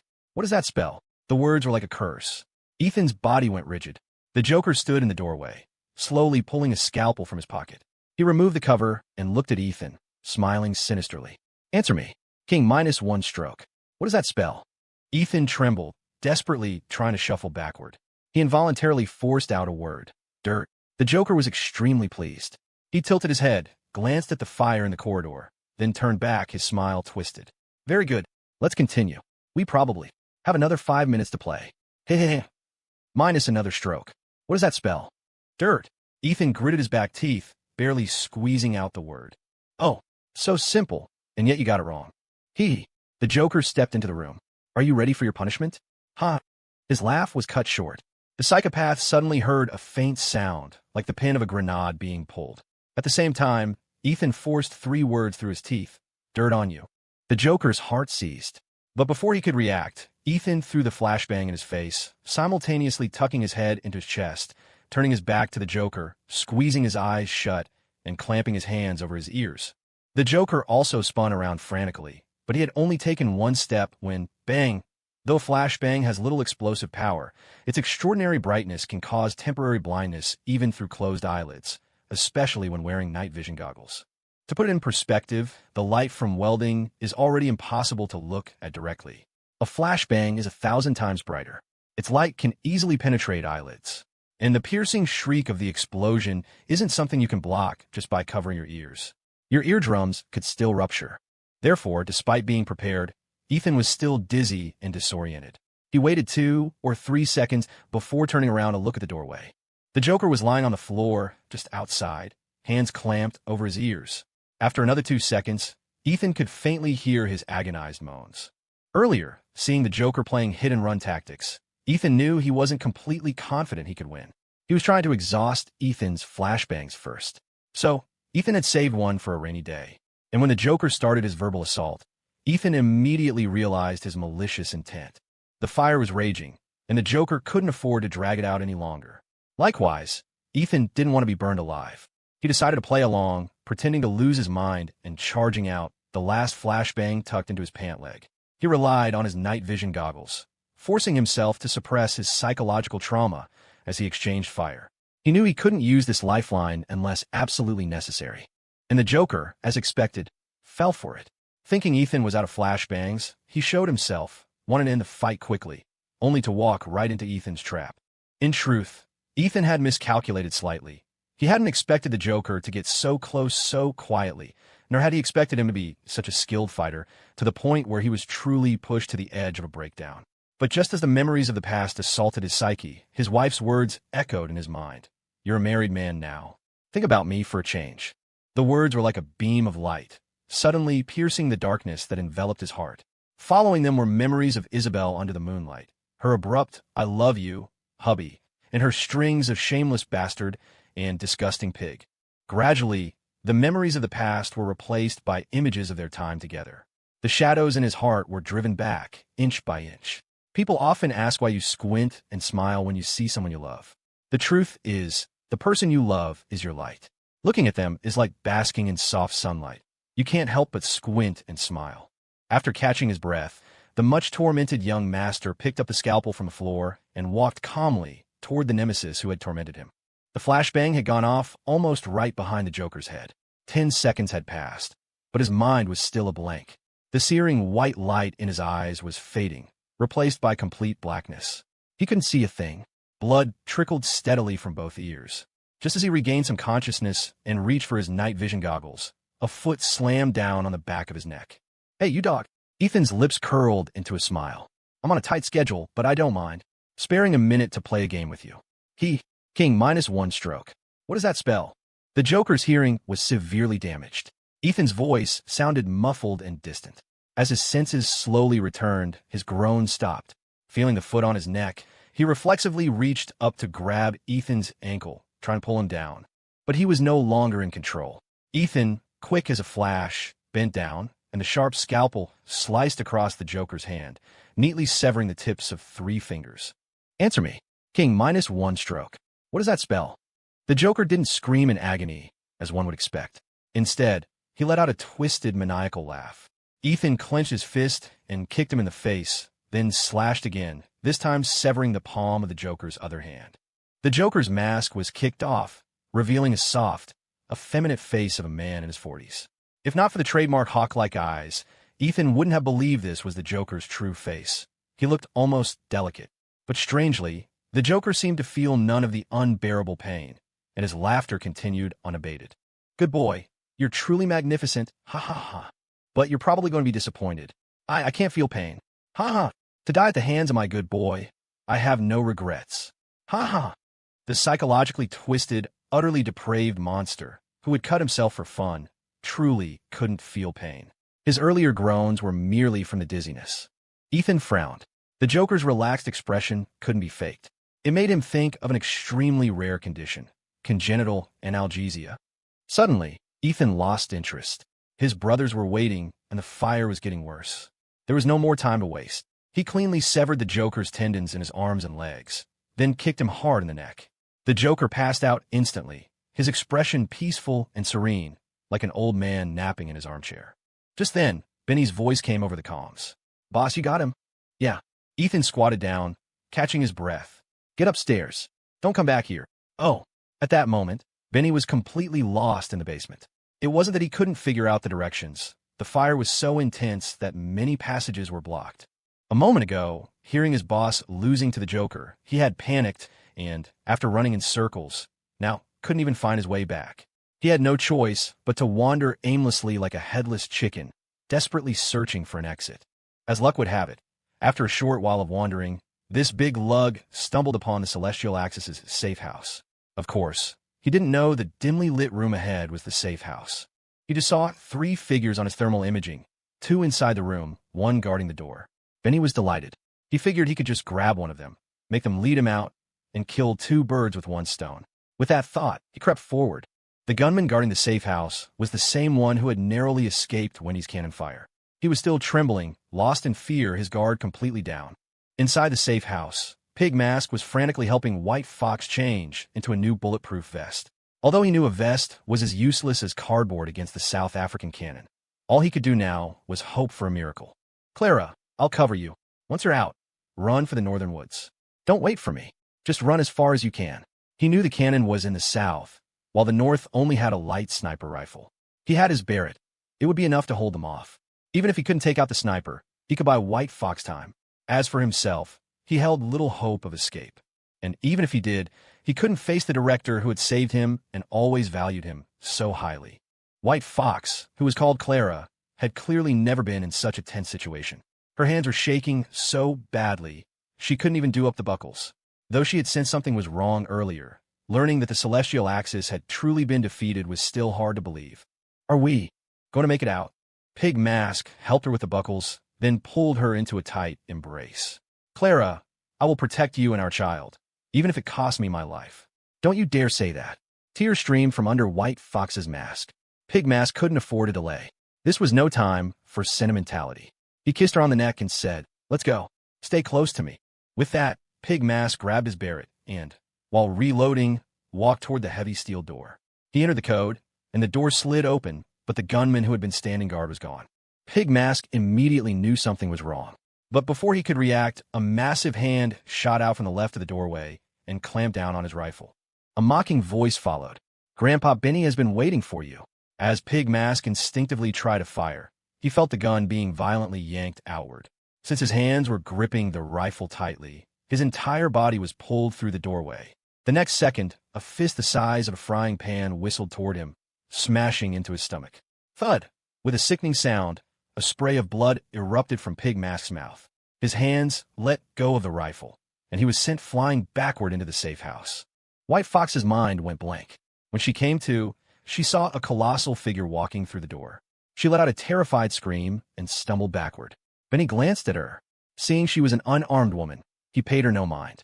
He looked down at the Barrett in his hands, then glared at the crumpled figure of Pig Mask on the floor.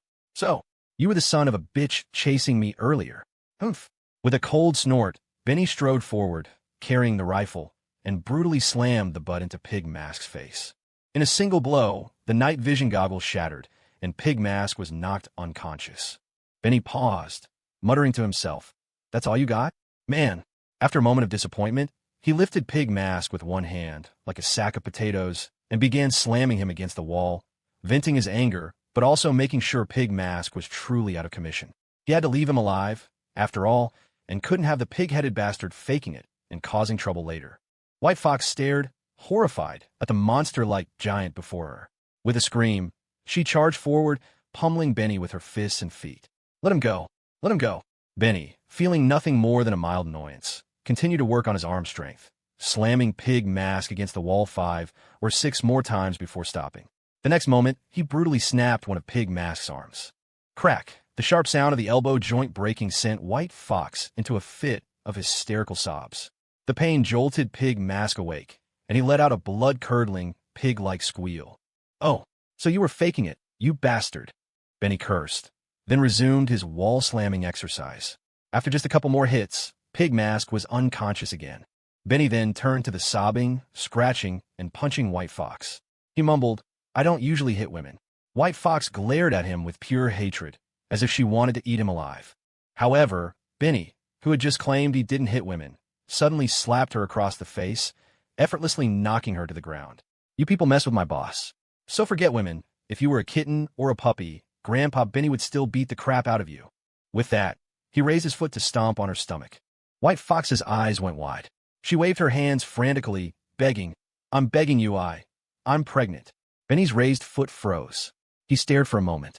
"I don't believe you." White Fox was speechless. "I really am pregnant. I'm begging you, please don't hurt my baby." Benny, ever the simpleton, tilted his head. It's not mine, is it?" White Fox, weeping pitifully, struggled to her knees. "I'm begging you, please spare my child. I'll do anything you ask." Benny was skeptical, but he hadn't intended to kill her anyway. Since she said she'd do anything, there was no need to rough her up. He'd just take her back to his boss. After a moment's thought, he hoisted Pig Mask onto his shoulder and said to White Fox, "All right, you lead the way. Let's get out of here first." Meanwhile, Ethan, carrying the unconscious Joker, had finally found a staircase after a long search. This stairwell was far from the main fire, and the hidden door at the top was open to smoke thin. Ethan took a few deep, satisfying breaths. Just as he was about to head up, he warily glanced back and was startled to see several figures behind him. The basement was a complex maze. He had no idea where they had come from. When he spotted them, they were less than 50 feet away. Ethan immediately dropped the Joker and dodged to the side, raising his rifle. Just as a firefight was about to break out, a sudden burst of gunfire and screams came from the other side. Then Leo's voice, "Boss, don't shoot, it's me. I took care of these bastards." Ethan let out a quiet sigh of relief and stepped out from behind a wall. Leo was bent over, scavenging for spare magazines from the dead gunmen's bodies. He even found a grenade. He was chattering away, "This damn place, too many secret doors. We just got down here and saw you." He didn't finish his sentence. "Down!" Ethan yelled, but Leo reflexively straightened up. As he turned his head, he caught a glimpse of a ghoulish mask in his peripheral vision. The next second, 2 shots rang out. Pop! Pop! Leo fell to the ground, 2 rounds from an AK easily piercing his vest and entering through his back. Ethan fired without hesitation. After a brief exchange, Ghostface turned his weapon back on the heavily wounded Leo, who was struggling to reach for his own gun, and fired a single shot. "Arg!" As Leo screamed, Ghostface, hiding about 6 feet behind him, called out to Ethan. "You have 2 choices. Either put down your gun and walk out with your hands up, or you leave, and I take my time finishing him off." Ethan immediately stopped firing. "Don't touch him. I'll guarantee your safe passage." "You take me for a 3-year-old? Ghostface said. "Of course I want to leave, but you have to be my hostage." Leo spat out 2 mouthfuls of blood, his body barely able to move. His face was a mask of agony as he roared, "Boss, don't listen to him. If you come out, we'll both die." The words had barely left his mouth when Ghostface fired again, hitting him in the right leg. Leo bit down hard, trying desperately not to scream, but the searing pain was unbearable. A moan escaped through his clenched teeth. Ethan considered for a moment. Fine, me for him. He couldn't be sure if Ghostface genuinely wanted a hostage or just wanted to kill him. Either way, he wasn't going to let Leo die here. Hearing Ethan agree, Leo was frantic. "Are you out of your mind? He'll kill us both. Shit, get the hell away from me." Ethan ignored him, playing for time as he thought of a plan. "Hey, we have a deal. You don't touch my brother." Ghostface was impatient. "Are you coming out or not? I don't have time to waste." Ethan took a deep breath. "Okay, I'm coming." Leo, desperate, was about to curse Ethan out again when he suddenly remembered the grenade he had pocketed earlier. While Ghostface's attention was focused on Ethan, Leo stopped shouting. He stealthily pulled the grenade from his pocket. Then, without a second's thought, he pulled the pin and, with all his strength, managed to toss it to Ghostface's feet, just 6 feet away. Ghostface never expected that the incapacitated Leo would have one last trick up his sleeve, let alone that he would try to take him down with him. The moment he saw the grenade, he leaped for cover, but almost simultaneously, the grenade exploded. Boom! Ethan stared in shock. After a stunned moment, he charged forward, rifle blazing. By the time he reached them, Ghostface, half his body blown away, was already in hell. And Leo, one leg completely gone, his body covered in shrapnel wounds, had fallen into a deep coma. There was no time for grief. Ethan slung Leo over his shoulder and ran for the stairs, shouting into his comms, "Prepare to evac. Jax, I'm taking Finn and Leo to the hospital. Get to my current position. The Joker is here." It was the most logical decision. After all, the best driver on the team was Ethan. The long, brutal night of fighting was finally over. As the team withdrew, the manor was consumed by flames. Fortunately, after a few rumbles of thunder, the sky opened up and a torrential downpour began, preventing the fire from spreading further. About half an hour later, the fire department arrived, completely extinguishing the blaze. When they saw the gruesome bodies and the vast arsenal of weapons scattered across the grounds, they immediately called the police. As soon as he sped into the city, Ethan called Victor Vance. It was already past 3 in the morning. Victor, unable to sleep while waiting for news of Jason Croft's death, was about to call his new 20-year-old girlfriend for some assistance when Ethan's call came through. Victor was thrilled. A call from his rebellious son at this hour could only mean one thing. The job was done. He answered eagerly. "Son, Jason, call the hospital." Ethan's voice was frantic, cutting him off. "Get your most trusted medical staff waiting in the hospital's underground garage. 2 wounded men need immediate attention. And I need doctors, top specialists in surgery and neurology. Get them for me now." "Wounded?" Victor's brow furrowed. "Are you all right?" "I'm fine. Just notify the hospital now. I'll be there in 15 minutes, tops." Hearing his son was safe, Victor let out a huge sigh of relief. Okay, I'll call them right now." "About Jason?" Ethan hung up. Victor was left in a state of unease. Was Jason Croft dead or not? 2 of his son's men were injured. Could they have lost the fight? He quickly dismissed the thought. While Jason was clever, in terms of ruthlessness and strategy, he was no match for Ethan. Could it be that old fox, Jonathan Croft, had been one step ahead with foolproof preparations? The more Victor thought, the more confused he became. After notifying the hospital, he had his driver take him there personally. After calling his father, Ethan immediately called Jax. "Where are you guys?" 15 minutes from the city. "How many live ones?" Ethan asked. 3. Pig Mask, White Fox, and the Joker. Their director wasn't there. Even if he was, he's probably ashes now. But the Joker is bleeding a lot. I'm afraid he won't make it to Emerald Lake Estates. Ethan's eyes grew cold. Use some gunpowder to cauterize it. Do not let him die. "I know, boss." After hanging up, a cough came from the back seat. Leo's mouth filled with a gush of blood. Ethan glanced in the rearview mirror, his expression grave. "Leo, hang in there." Leo's face was smeared with blood, his eyes weakly narrowed to a slit. He seemed to have just woken up, his mind still foggy. After a moment, he spoke, his voice faint. "B boss, is the battle over?" "Yeah." Ethan clenched his jaw, his Adam's apple bobbing. "It's okay. You just hang on." Leo looked down at his mangled left leg, his expression complex for a moment. Then he smiled serenely. "Boss, I didn't mean to curse at you earlier. I know. My wounds don't hurt. They really don't. I'm pretty badass, right?" "Badass? You're badass," Ethan said. He knew Leo's injuries were so severe he'd lost all feeling. His eyes started to well up. He paused, then cursed. "You're a goddamn lunatic. What were you doing running down there? Don't you know you're the weakest link? A liability?" Leo, a huge fan of historical epics, chuckled weakly. "I was but a humble servant, a common man from Bayside Drive. And you, sir, did not scorn me for my low station." "Hey, that speech is so long. I've read it a dozen times and still can't remember it. Can't make it up." He took a breath. "Sir, I, Leo Bishop, to be able to work for you in this life, I have no regrets. I just wanted to repay you, in my own way. Thank you for making my dream come true, for letting me be a real boss." A lump formed in Ethan's throat. His voice was hoarse. "We're brothers. Why the hell would I need you to repay me? I promised the blonde kid and the others I wouldn't let anything happen to you. You'd better hang on, or how am I supposed to face them?" "Sir." Cough, cough. Leo coughed up more blood. Hearing the word brothers, his expression grew even more serene. He caught his breath. "I, Leo Bishop, have no family. Just those few brothers. You have to promise me, don't let anything happen to them. You tell them yourself." Ethan roared. "Hang on. Almost at the hospital." Soon, the Hummer screeched into the underground garage of Mercy Grace Hospital.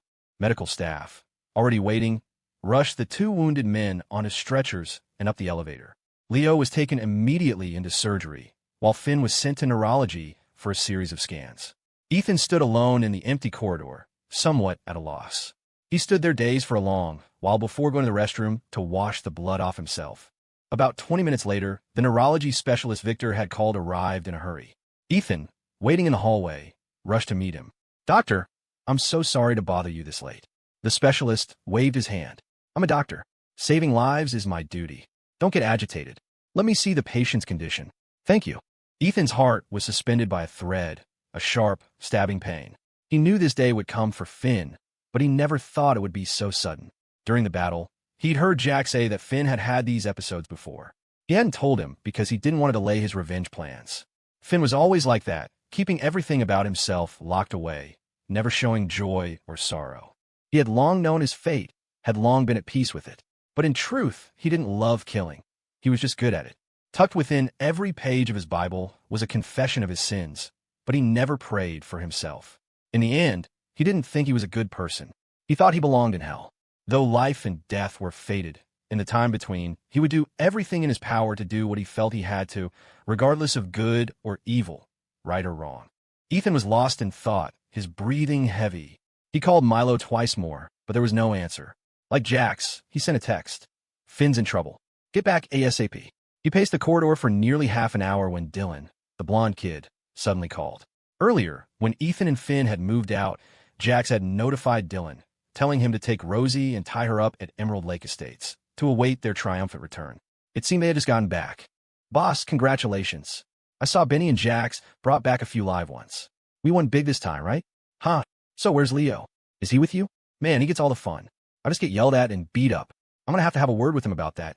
Ethan took a breath. "Come to the hospital." Hearing the worried tone in Ethan's voice and the word hospital, Dylan felt a sense of dread. His hand holding the phone tightened. "Leo, he's okay, right?" Ethan didn't know how to answer. He just said, "Come here first. I'll send you the location." A short while later, Victor Vance arrived at the hospital, flanked by 5 or 6 bodyguards. Seeing Ethan from a distance, he quickened his pace. "Son, let me see, are you all right?"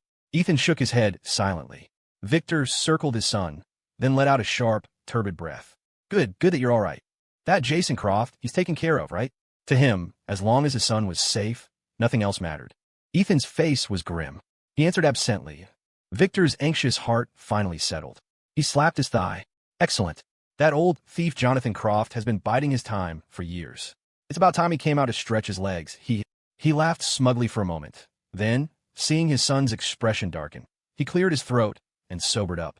"Son, which 2 of you men were injured?" Ethan didn't speak. Victor paused. "Is it serious?" "Don't worry, they'll be fine. Mercy Grace is one of the top hospitals in Port Sterling." "Is it the big guy? The foreigner? The one with the cross? Or the one I've never seen? By the way, who is the one I've never seen?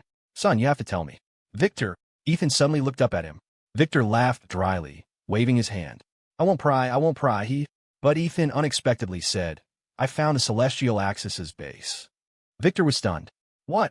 Ethan took a breath. "Didn't catch their director, but I got 3 of their key members. The rest, not a single one was left." Victor's eyes slowly turned vicious. "The one who hurt you. Did you catch him?" Ethan nodded slightly. "Give him to me. You can keep the other 2 for interrogation." A faint smile touched Victor's lips, his expression undeniably sinister and ruthless. Ethan gave a bitter smile. "You focus on your business. There's no need to do anything to him. He has congenital analgesia. Give him to me," Victor insisted, unyielding. "I just want to ask him why he tortured my son like that." Ethan neither agreed nor refused, changing the subject. "I heard their director's voice. It was an old man, but the voice was clearly altered by a voice changer. And they all wear masks. What I'm worried about now is that they might not even know each other or have ever seen the director's real face. You can interrogate them about that, but the one I want, you must give him to me. You have to." Victor's tone left no room for argument. Just then, the neurology specialist came out of the examination room. Seeing Victor, he hurried over to greet him. "Mr. Vance, what brings you here so late?" Before Victor could speak, Ethan asked anxiously, "How is my brother?" The specialist took off his mask, his face troubled. He sighed softly. "Young Mr. Vance, you need to prepare yourself." Hearing this, the last shred of composure Ethan had been clinging to instantly shattered. "What are you talking about? Spit out." The specialist flinched, then hurried to say, "The bullet in his brain has probably been there for years. Its original position was already putting pressure on his nerves, and with current medical technology, it's very difficult to remove. Now his head has suffered a severe external blow, and the bullet has shifted slightly. Even though it's only a tiny bit, the pressure on his brain is much worse than before. That's why he hasn't woken up. If it's not removed soon, his life could be in danger at any moment. As he spoke, the specialist's voice grew quieter, as if he felt guilty. Young Mr. Vance, I'm not trying to be pessimistic, but the probability of safely removing the bullet is less than 5%. And even if it's successful, there's a very high chance he'll end up in a vegetative state. What did you say? Ethan seemed to lose his mind, clenching his fists and glaring menacingly at the specialist. What vegetative state? Huh. The specialist was terrified, instinctively hiding behind Victor. Son, calm down. Victor's brow was furrowed. Let the doctor finish. Only then did Ethan regain some semblance of reason. His eyes suddenly welled up. He choked out. I'm sorry, I'm truly sorry. I lost my composure. I'm sorry. The specialist swallowed hard, trembling as he said, Young Mr. Vance, there's a neurological hospital in Boston. In recent years, they've brought in a lot of advanced foreign medical equipment and talent. I studied with one of their specialists. We're still in touch. Why don't I contact him? And before he could finish, Ethan interrupted. My brother's condition. How long can he hold on? Is it safe to fly? Milo had already contacted people in Boston. He didn't need this specialist help for that. The specialist replied, I can't say for sure how long he has. In short, it needs to be as soon as possible. Flying itself isn't a problem, but with his condition, a commercial airline definitely won't let him on. As he finished, Ethan looked at his father. Before he could ask, Victor spoke up. My private jet just filed a flight plan overseas. But you could ask Harrison. His mother has a cosmetics company in Boston and flies back and forth all the time. Ethan immediately called Harrison Vance. Harrison had just finished having a drink with Chase and was about to sleep. Seeing Ethan's call, he answered without hesitation. Ethan, Harrison, I need a favor. Name it. I need to get to Boston as soon as possible. Is your private jet available? Harrison was surprised, wondering what Ethan needed in Boston, but he didn't ask. He agreed readily. As it happens, I filed a temporary flight plan 2 days ago. It takes off at 1 p.m. today. If you need it, I'll have my mom take a commercial flight. Thanks. We're family. Don't be so formal. After hanging up, Ethan let out a long breath. He apologized again to the specialist for his outburst. Please do everything in your power to stabilize my brother's condition. The specialist nodded quickly. Rest assured, young Mr. Vance. Ethan looked at Victor. Wait for my call. Take all the Celestial Axis members. I'm going to Boston myself. Victor nodded. All right. Just then, Dylan, the blonde kid, called. Boss, I'm at the hospital. What floor are you on? Ethan told him the floor where Leo was in surgery, then headed there himself. A few moments later, Dylan rushed to the operating room, frantic. Boss, Leo, why is he in surgery? Ethan's face was etched with guilt and sorrow. I'm sorry. I didn't protect him. Seeing his expression, Dylan's heart sank. No, why is he in surgery? Why surgery? What happened to him? Tell me, how is he? You said you wouldn't let anything happen to him, didn't you? I'm sorry. The words were pale and powerless, but Ethan didn't know what else to say. Just then, 2 doctors walked out of an office, hurrying toward the operating room. They were clearly Leo's surgeons. Ethan rushed to meet them, asking desperately, Doctor, my brother. It's not looking good, the doctor said without slowing down, cutting him off. His left leg is definitely a loss, and there's internal bleeding in several places. After our discussion, we've determined the best surgical plan. This surgery is extremely difficult. I can only say that we will do our absolute best to save him. You should prepare yourselves. With that, the doctor walked into the operating room. Hearing this, Dylan's mind went blank. His breathing hitched, and he clenched his fists. Without hesitation, he swung, punching Ethan hard in the face. Bam! You said he wouldn't get hurt. You promised us, he screamed, swinging again and again, punching Ethan relentlessly. Ethan didn't move, didn't dodge. He stood there until blood trickled from the corner of his mouth, and Dylan's fist, raised in midair, finally froze. Why? You're so powerful. How could you not protect him? I'm sorry. Ethan's head was bowed, his spirit broken. Dylan collapsed onto the floor, sobbing like a child. After a long time, Ethan extended a hand to him. Get up. Dylan wiped the tears from his face and, like a petulant child, slapped Ethan's hand away. He stood up on his own, his face dark and silent. Ethan's lips moved, but he said nothing for a moment. His breath was heavy. Dylan, I need you to do something. You stay here and wait for your boss. If there's any news, You have to call me immediately. Dylan stubbornly turned his head away, still refusing to speak to him. Ethan said nothing more and silently turned to leave. His worry and pain for Leo were no less than Dylan's. But right now, he had more important, more urgent things to do. He had to pry the secrets of 10 years ago from the mouths of those 3 captives. It was 5 in the morning by the time he returned to Emerald Lake Estates. In the living room, Benny was sitting on top of the Joker, deep in thought, trying to figure out how to make the psychopath feel pain. The Joker, now awake, felt no pain, but with Benny's weight on him, he was struggling to breathe, his breath short and rapid. Seeing Ethan return, Benny and Jax rushed over. "Boss, how's Finn?" On the sofa, Lily and Wendy also stood up quickly. Lily, having bonded with the group, looked worried. Wendy, however, was simply nervous, the reaction of an employee to her boss. "He's stable for now. You guys pack your bags. We're all going to Boston at noon." As Ethan spoke, he glanced at the 4 captives in the living room. The Joker, Pig Mask, White Fox, and Rosie. The first 3 were no longer wearing masks and were stripped to their underwear, their hands and feet unbound. Only Rosie was tied up. Hearing they were going to Boston, Benny and Jax's hearts sank. It was obvious they were going for Finn's surgery, but the success rate the hospital had given was terrifyingly low. Rushing into it now, the 2 of them couldn't bear to think about it, their faces growing grimmer. "It's okay. He'll be okay," Ethan said, clapping them on the shoulders. "Go pack. Wash up and get some rest." Benny, head down, walked silently back to his bedroom. Jax took a few steps, then turned back and whispered to Ethan, "Boss, I checked their phones. Rosie was in contact with White Fox, but there's no record of any contact with the director. I didn't ask too many questions, waiting for you to interrogate them. But from their reactions, it seems they don't know each other very well." The Joker kept saying, "So, Pig Mask really is ugly." Ethan's heart sank further. It seemed his earlier guess was right. These key members probably had no idea what their director even looked like. "I got it. You go on upstairs," Ethan said, frowning. Lily, timidly, hesitated for a moment before speaking to Ethan. "Young master, should I go too?" Ethan shook his head. "You stay here and watch the house. There are too many weapons here. I don't feel safe leaving it empty."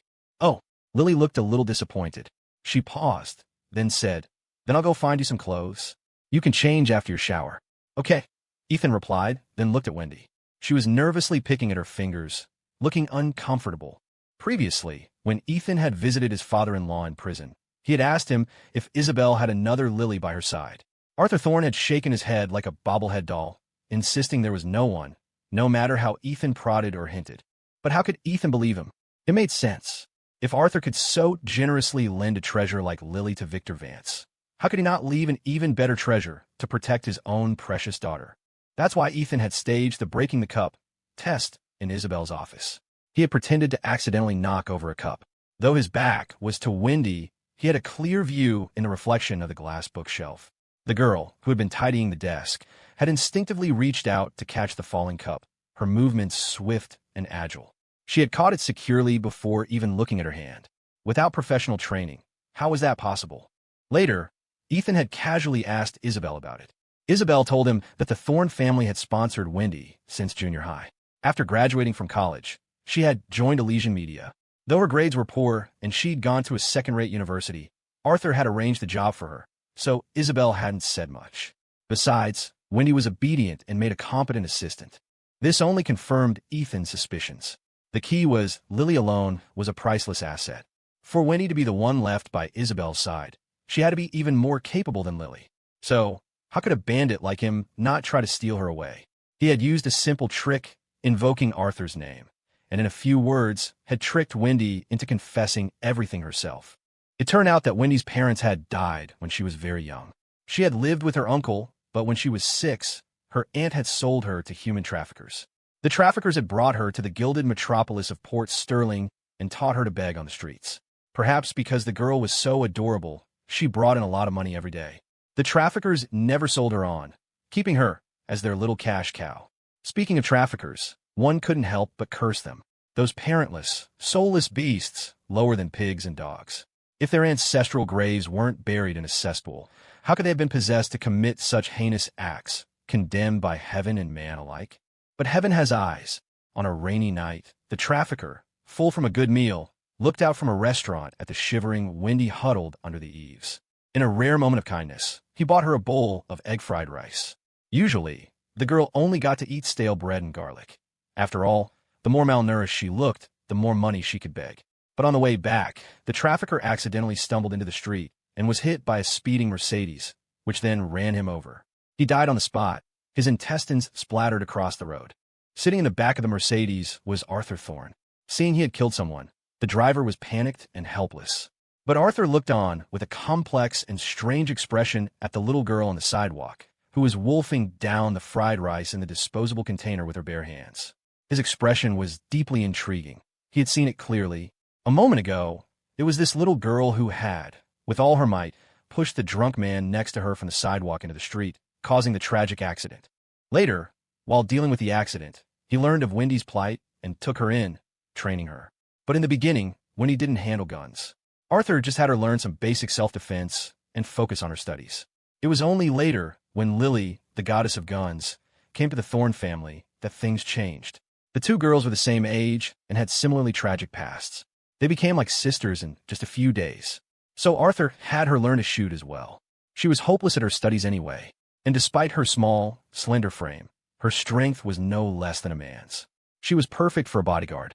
After years of training, although Wendy's marksmanship wasn't as precise as Lily's, when it came to close-quarters combat and raw strength, Lily was no match for her. Back in the present, Ethan looked at the uncomfortable Wendy and smiled faintly. "Is your shoulder okay?" Wendy waved her hand. "It's fine. Have Lily find you some pajamas. Pick any guest room you like. You can rest here tonight." Wendy nodded, then shook her head. "I'll just sleep with Lily." Ethan grunted in acknowledgement. "Go get cleaned up. You worked hard tonight." Wendy agreed, her eyes involuntarily glancing at the cello case. "You like it?" Ethan asked. Wendy smiled awkwardly, saying nothing. "You're welcome to come play here anytime. But that thing is too loud. You can play with something else. The armory is full of guns." Wendy was overjoyed, nodding like a bobblehead. "Since our old master went to prison, I haven't touched a gun." She paused and asked, "Mr. Vance, did you tell my young mistress about my identity?" "No." "That's good. It's better she doesn't know. She hates being lied to the most." Wendy muttered, then smiled at Ethan again, a smile that was both shy and a little nerdy. "You go ahead and do what you need to, Mr. Vance. I'm gonna go wash up." After Wendy left, only Ethan and the four captives remained in the living room. Taking a deep breath, Ethan sank wearily onto the sofa, lit a cigarette, and looked coldly at the Joker. The Joker, lying on the floor, let out a series of strange laughs. Unable to move his arms or legs, he wriggled like a maggot, turning himself over. "Good boy. Smoking is bad for your health, you know. It makes me worry." Ethan exhaled a puff of smoke, a sinister smile playing on his lips. "I'm having a bit of trouble, really. I'm just not sure what kind of death would be fitting for you." The Joker, his hearing severely damaged, couldn't hear what Ethan was saying and just kept laughing maniacally. Ethan couldn't be bothered with him. He turned his gaze to Rosie. "I know the codenames of the other three. What about you? What species are you?" Rosie had a look of defiant silence, her lips pressed tightly together. Ethan snorted. "Your director lost everything. It must be hard on you. I'd advise you to think carefully. Say what you can. I'm not a good person. Everything you can imagine, and everything you can't, I'm capable of doing." Rosie stubbornly turned her head away, still silent. Ethan, unhurried, let his eyes sweep over the unconscious pig mask, finally settling on White Fox's face. She looked to be in her 30s, with plain features but a subtle, scholarly air that seemed completely out of place in a criminal organization like the Celestial Axis. Seeing Ethan looking at her, White Fox's gaze flickered away. She lowered her head and protectively covered her stomach. "You're pregnant?" Ethan asked coolly. White Fox bit her lower lip and nodded slightly. "Then let's start with you," Ethan said, flicking the ash from a cigarette. "I remember you saying that as long as I don't harm you or the fetus, you'd do anything." White Fox glanced at Pig Mask, then looked up timidly, her eyes pleading. Can you send him to the hospital first?" Ethan considered for a moment, then pointed at Pig Mask. "Is he the father?" White Fox nodded slightly. "Yes." Ethan laughed coldly. "Hospitals are for treating the sick and injured. They don't accept animals. Besides, what makes you think I'd let all three of you live?" Let's talk. You're pregnant. Unless I absolutely have to, I won't lay a hand on you." White Fox closed her eyes, her voice filled with despair. "I know the most about what happened to you. Back then, Boar wasn't involved. If you can let him go, I will tell you everything I know." As soon as she finished, Rosie spat at her. "TCH, White Fox, and I always thought of you as a sister. I can't believe you have no backbone." The words had barely left her mouth when Ethan pulled out his gun and put a bullet in Rosie's head. On one hand, since Rosie was in contact with White Fox, it meant White Fox was her superior and far more important. On the other hand, it was a warning. White Fox, splattered with blood, stared blankly for a long moment. She was just a prostitute who was brainwashed by the celestial axis. Why? Why did you have to kill her? Ethan snorted and called for Benny to clean up the body, and while he was at it, to lock the constantly laughing Joker in the storeroom. Worry about yourself, Ethan said, then pointed at Pig Mask. If he really wasn't involved back then, maybe I'll consider letting him go, on the condition that what you say has value. White Fox knew she had no room to bargain. She opened her mouth, seeming not to know where to begin. After a long pause, she finally spoke. My real name is Claragua. 10 years ago, I was a trainee assistant to Dr. Vance. Ethan's brow furrowed sharply. What? White Fox's eyes welled with tears. She lowered her head in shame. Your mother. She was also my mentor. This connection stunned Ethan. For a moment, he was too shocked to speak. White Fox sank into her memories, recounting the events of 10 years ago. I graduated from the biology department of Port Sterling University. That year, I wrote my senior thesis on stem cell regeneration technology. Not long after, Lancior Bioresearch found me and invited me to intern at their company. The offer was very generous. It was at Lancior that I met Dr. Vance and was honored to become her assistant. Stem cell regeneration? Although Ethan didn't understand biotechnology, the word regeneration itself sounded a bit out there. He asked suspiciously, what were you researching? Clara's lips trembled. Do you believe that humans can achieve reverse aging through technology? Ethan was taken aback. Reverse aging? What kind of nonsense is that? Clara smiled bleakly. Forget you. Even as a medical student, I didn't believe it at first. But Dr. Vance did it. Ethan was still clearly skeptical. The cycle of life and death was a law of nature. If humans could transcend that law, wouldn't they become gods or ghosts? Clara continued. It's not the kind of reverse aging you're thinking of. Before I joined the company, Dr. Vance had been conducting experiments on mice based on a theory proposed by Stanford University, replacing their cerebrospinal fluid. After 6 months of research, she found that injecting the cerebrospinal fluid of young mice into the brains of older mice greatly improved the older mice's memory function, promoted the proliferation and differentiation of oligodendrocytes, and caused the brain to achieve reverse aging. At the time, the company had a secret hypothesis. If this research could be applied to humans, combined with organ transplantation and cell regeneration technology, could it allow people to reverse age? That's why the company, after seeing my thesis on stem cell regeneration, invited me to join. Of course, I didn't know any of this at first. Dr. Vance was also kept in the dark. By the time I joined the research team, the cerebrospinal fluid replacement technology was already very mature. Later, under the company's direction, Dr. Vance began to focus on my thesis. She was truly brilliant. Honestly, most of the ideas I mentioned in my thesis were pure fantasy at the time, but in just a year and a half, she achieved pluripotent stem cell regeneration in mice. And that was 10 years ago. Ethan was lost in the technical jargon, but didn't interrupt, listening silently as Clara continued. The value of this research was beyond what money could measure. If it could be successfully applied to humans, most of today's severe diseases could be effectively cured, especially leukemia. So Dr. Vance worked tirelessly, dedicating herself to simulating stem cell regeneration in the human body. At the same time, I was swayed by the company's upper management and guided Dr. Vance to combine the cerebrospinal fluid replacement and cell regeneration technologies. Unexpectedly, in less than a year, we succeeded. But soon Dr. Vance realized that the results of her painstaking work to benefit humanity might be an anti-human invention. Humans were already adept at organ transplantation. If these two technologies were combined and applied to humans, it would be a gospel for a small minority. Not only could many terminal illnesses be cured, but it could at least extend one's lifespan by a decade. But if that were to happen, then behind the gospel for this minority would be countless young people having their cerebrospinal fluid drained and their organs harvested. It all clicked into place. Ethan's eyes instantly turned red. He finally understood. He understood what the research was that his mother would rather watch him be tortured for, rather give up her own life for than hand over. A doctor's heart is a benevolent one, dedicated to benefiting humanity. But if this research fell into the hands of those with ill intentions, would those wealthy and powerful figures, seeking to defy fate, leave any path for ordinary people to live? So you're saying Lancior Bioresearch was founded by the celestial axis, Ethan's voice was raw as he fought to control his emotions. Seeing him like this, Clara's guilt deepened. She nodded. Yes, I only found out later. At the time, after Dr. Vance sensed something was wrong. She had a huge fight with the company's executives. No matter how they threatened or tried to bribe her, she wouldn't budge. She even secretly destroyed most of the experimental data, only keeping the technical data for pluripotent stem cell regeneration on her personal USB drive. The company saw she was resolute. That's why they kidnapped her. Kidnapping you was their way of forcing her to compromise. But we never expected. She was so principled. Even after watching you being tortured to the brink of death, she never gave in. In the end, she chose to take her own life. It felt like 1,000 knives were twisting in Ethan's heart. He took a moment to recover before asking, "And you? Were you kidnapped too?" Clara took a deep breath. It wasn't just me. The entire research team, 7 of us in total. Besides the 2 members from the Celestial Axis, the other 5 of us, including me, were all abducted on the same night as you and your mother. The company vanished overnight, as if it had never existed. She glanced at the unconscious pig mask. The one who kidnapped us was Boar.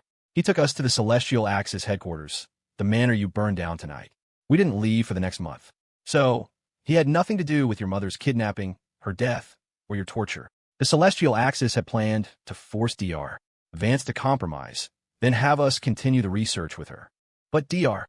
Vance chose death over dishonor, so the responsibility for the research fell to me, her apprentice. In her eyes, Dr. Vance had always been open with me, and I was knowledgeable enough in the field. But in reality, compared to her, I was an elementary school student. Besides, she had already destroyed all the critical data. I had no idea where to even begin. The Celestial Axis thought I wasn't cooperating. That pervert, the Joker, even started getting ideas about me. It was Boar who stepped in to protect me. So you gave yourself to him in return? And joined the Celestial Axis? Heh. Ethan's voice was laced with mockery. You certainly know how to repay a debt of gratitude. Clara bit her lip, a tear sliding down her cheek. At the time, they weren't just holding a gun to my head. They were threatening my family. I admit, I'm not as great as Dr. Vance. But is it wrong to want to protect your family? I'm just an ordinary woman. Ethan took a deep drag from his cigarette. How many of the company's executives did you know? 1. White Crane. Martin Marshall. He's already dead. What about the chairman? Do you know him? Clara shook her head. I don't even have his phone number. He always contacted me, always using a spoofed virtual number. It's not just me. Boar was his most trusted man, and even he's never seen his real face. A wave of disappointment washed over Ethan. He had orchestrated this entire play, but the main actor hadn't even shown up. Worse, the supporting cast had no idea who the star even was. After a moment of silence, he asked, "Your research base isn't at the headquarters, is it?" I went through the entire basement and didn't see any bio-research equipment or related personnel. Clara nodded. We started there, but later, for security reasons, the chairman had us move to a remote location in the countryside, using a slaughterhouse as a front. The exact location is on my phone and computer. Only the chairman and I know it. But knowing his cautious nature, he probably had the slaughterhouse cleaned out the moment the firefight started at the manor. Ethan had already figured as much, so he didn't press for the location. Instead, he asked casually, "When did you move out of the headquarters?" 2 years ago. Ethan froze, the date immediately connecting to his own timeline. 2 years ago, he had just returned to the country. What month? August, I think. The timing felt too coincidental to Ethan. He had returned in July. Was it just a coincidence? Or had the ever-cautious chairman worried that he had returned for revenge and made preemptive arrangements? As he pondered, Clara continued, "Moving to the slaughterhouse was partly for security, but also because we needed to conduct human experiments. It was convenient for disposing of the subjects. Since the first human trial, more than 100 people have been used as guinea pigs. In the end, their organs were all harvested and sold." Ethan's fists clenched. "Calling you animals is an insult to the word. You're worse than animals." Clara fell silent. In truth, she was a kind-hearted person. If she hadn't constantly delayed the human experiments, the number of victims would have been far greater. But regardless of whether she was forced, she had still participated in these atrocities. "What stage is your research at?" Ethan asked, suppressing his fury. Clara's face burned with shame. "The path Dr. Vance forged in just over a year. I've walked for 10 years and still haven't reached the end, even with the help of several elite biologists from overseas. Currently, the success rate of the human experiments is up to 70%. Last night, We were having a meeting precisely because we'd had a major breakthrough.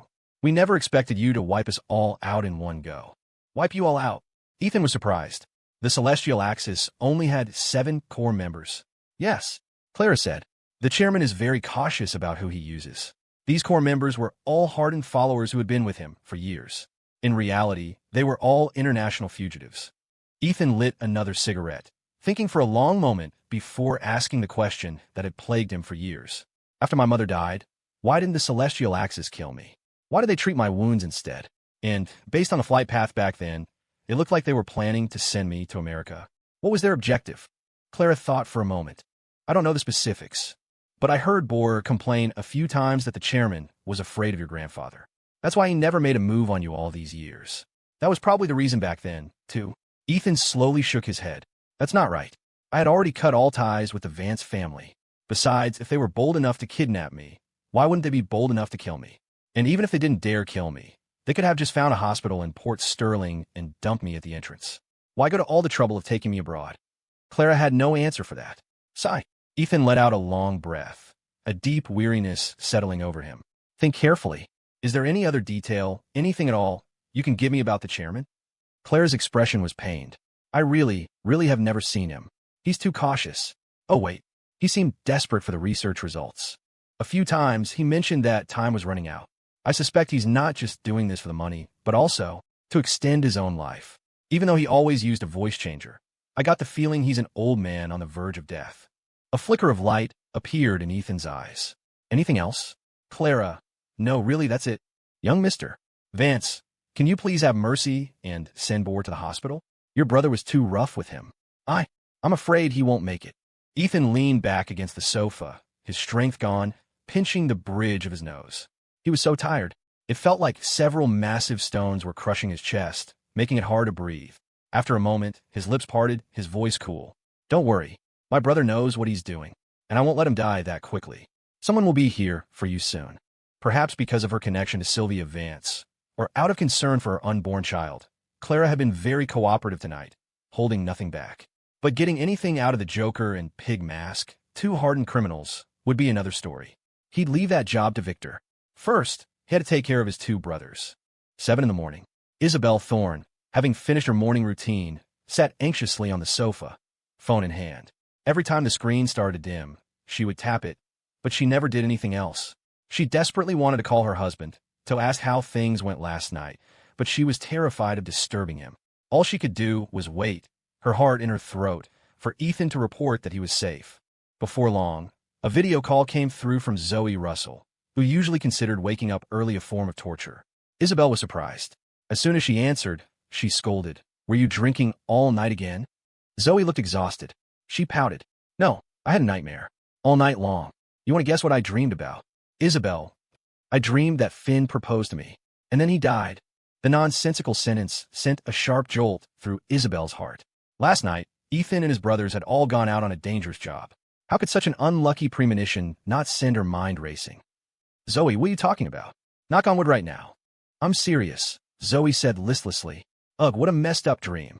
At first, I thought it was a wet dream, but before I could even get my clothes off, he died in my arms. Isabel, can you please stop saying that word? Zoe, fine, knock on wood. Geez, it was just a dream. When did you get so superstitious? Still, that dream made me cry my eyes out. That damn K-drama star. He owes me a nice dinner for this. Isabel didn't explain, just said, don't jinx it. Just as she spoke, the door to her hospital room opened. Isabel looked up to see Ethan walking in, his steps heavy. Ethan. Isabel, desperate to see him, forgot all about the video call. She tossed her phone onto the sofa and rushed to meet him, her eyes instinctively scanning him for injuries. Ethan's lips were a thin line. He said nothing, just gently pulled his wife into his arms. Isabel wrapped her arms around his waist, silently relieved to confirm he wasn't hurt. You didn't sleep at all? Your eyes are as red as a rabbit's. Ethan's heart was heavy. He felt completely drained, letting his head rest weakly on Isabel's shoulder. After a long moment, he finally spoke. Izzy, I'm so tired.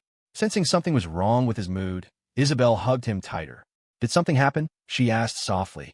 Ethan was silent, his breathing inexplicably heavy. Finn and Leo Bishop, their lives hanging in the balance. And now, the crushing truth of the past. How could he not be utterly spent? Isabel felt a growing unease, but didn't press him. She just held him quietly.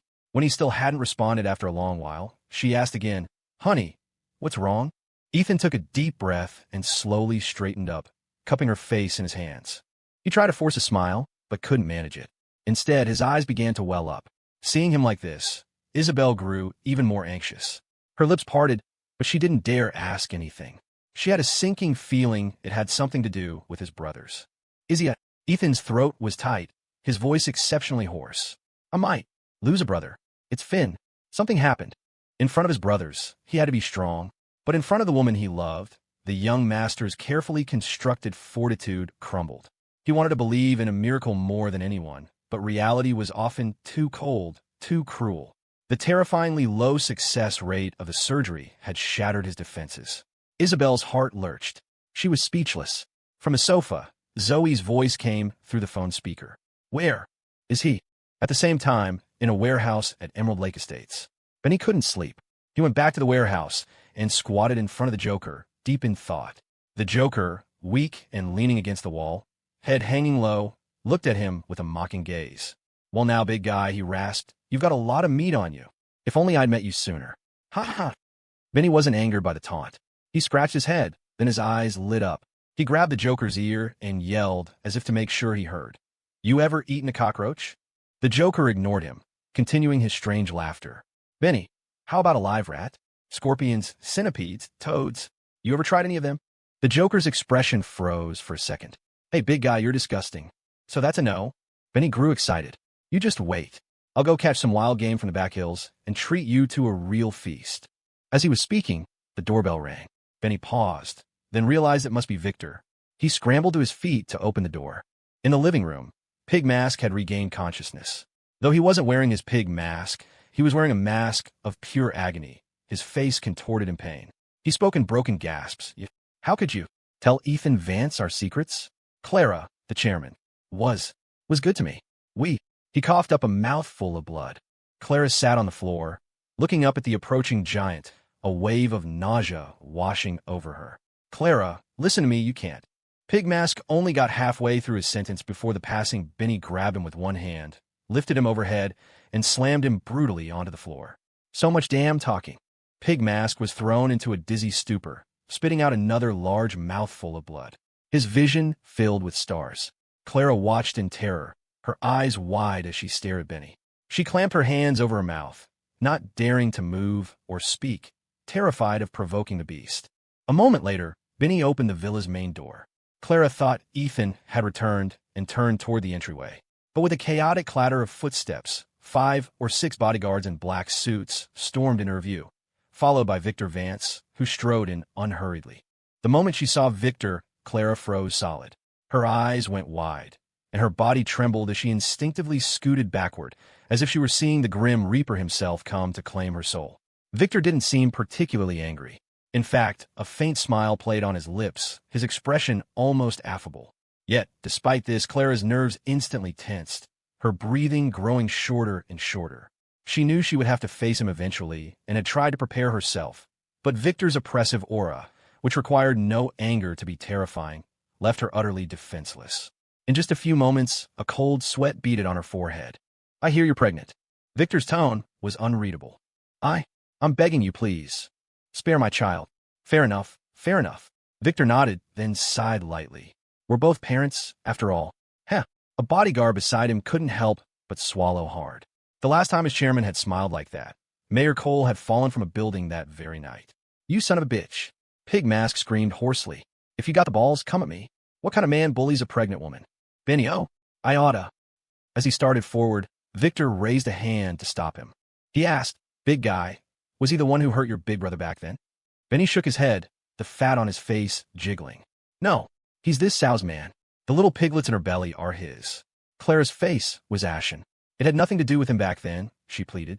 "I'm begging you, let him go. I've told young Mr. Vance everything I know. Please, let him go." Victor smiled slowly. Fair enough, fair enough." He then walked toward Pig Mask, leaning down to meet his gaze. "You look like the stubborn type. How about this? I'll have your child cut out early, so you can meet. A little family reunion.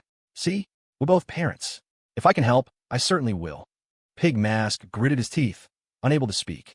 Ignoring Clara's wails, Victor looked at Benny. Where's the other one? Benny pointed to the warehouse. In there. Victor smiled faintly and walked toward it. After opening the warehouse door and seeing the Joker's twisted, sinister face, the old father's eyes turned abruptly cold. He stared at the Joker, saying nothing. After a long moment, he sighed deeply and turned to a bodyguard. Take them all to the manor. Mercy Grace Hospital.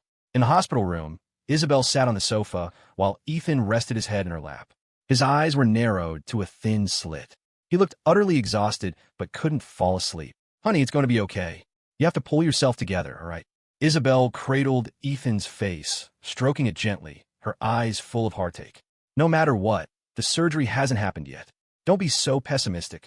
I'll go to Boston with you. Ethan squeezed her hand and nodded lightly. Just then, both of their phones rang simultaneously. Ethan glanced at his. It was Dylan. He answered immediately. The surgery's over. I'm on my way. Ethan replied, not daring to ask more. He hung up, got to his feet, and looked at Isabel.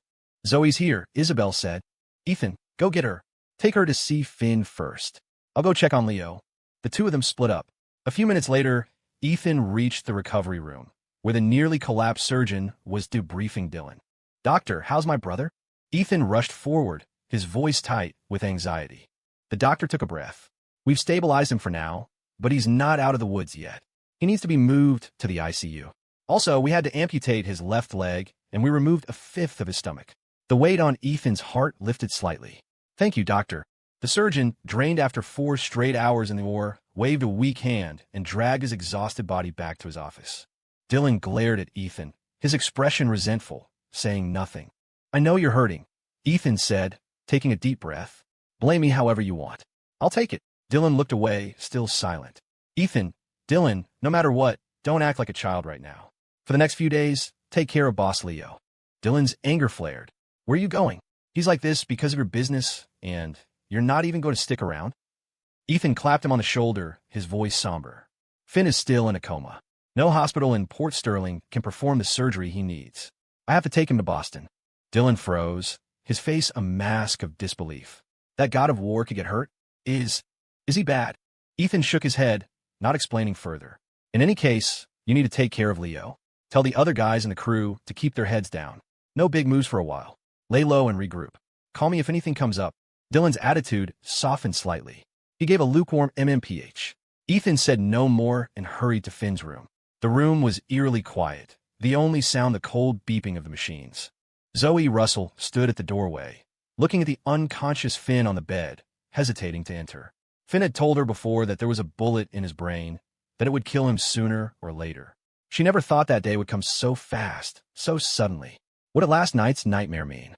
Zoe was riddled with anxiety, but she forced a look of optimism, joking with Isabel beside her. It's fine, it's fine.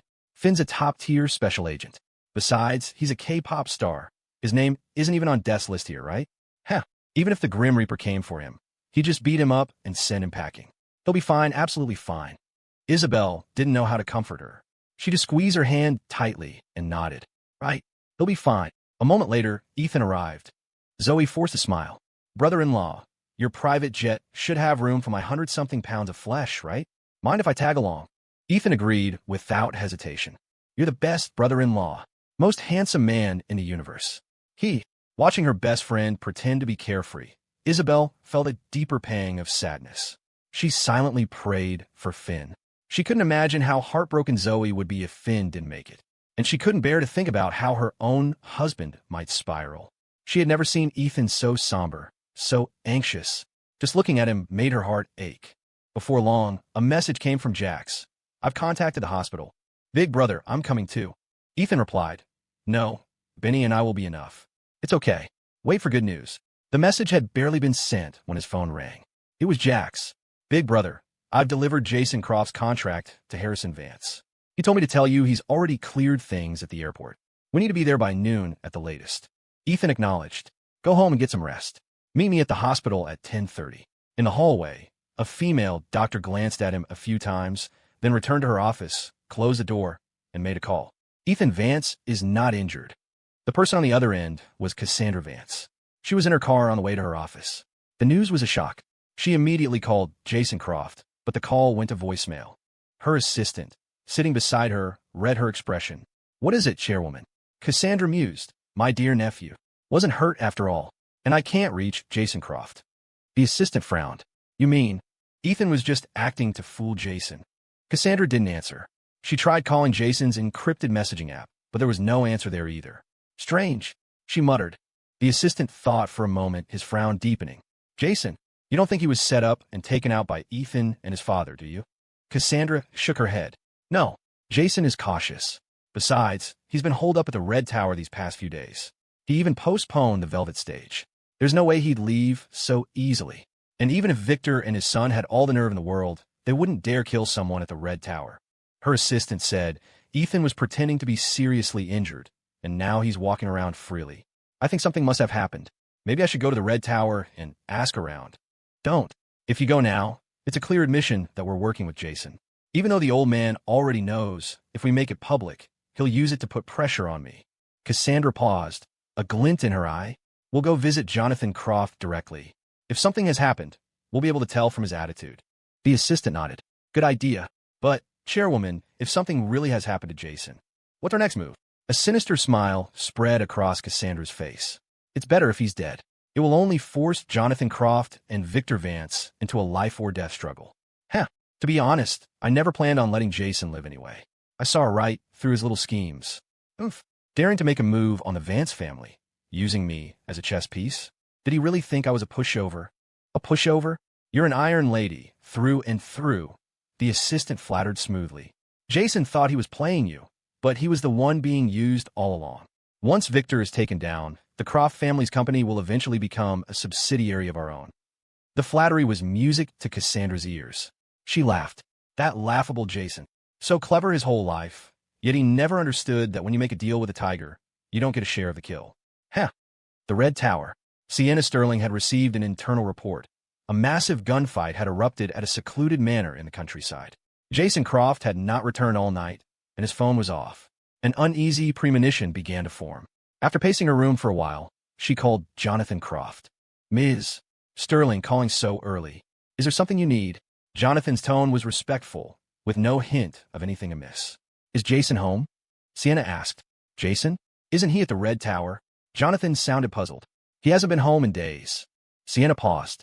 He said he had important business to attend to last night. You didn't know? I really didn't. I can't reach him now.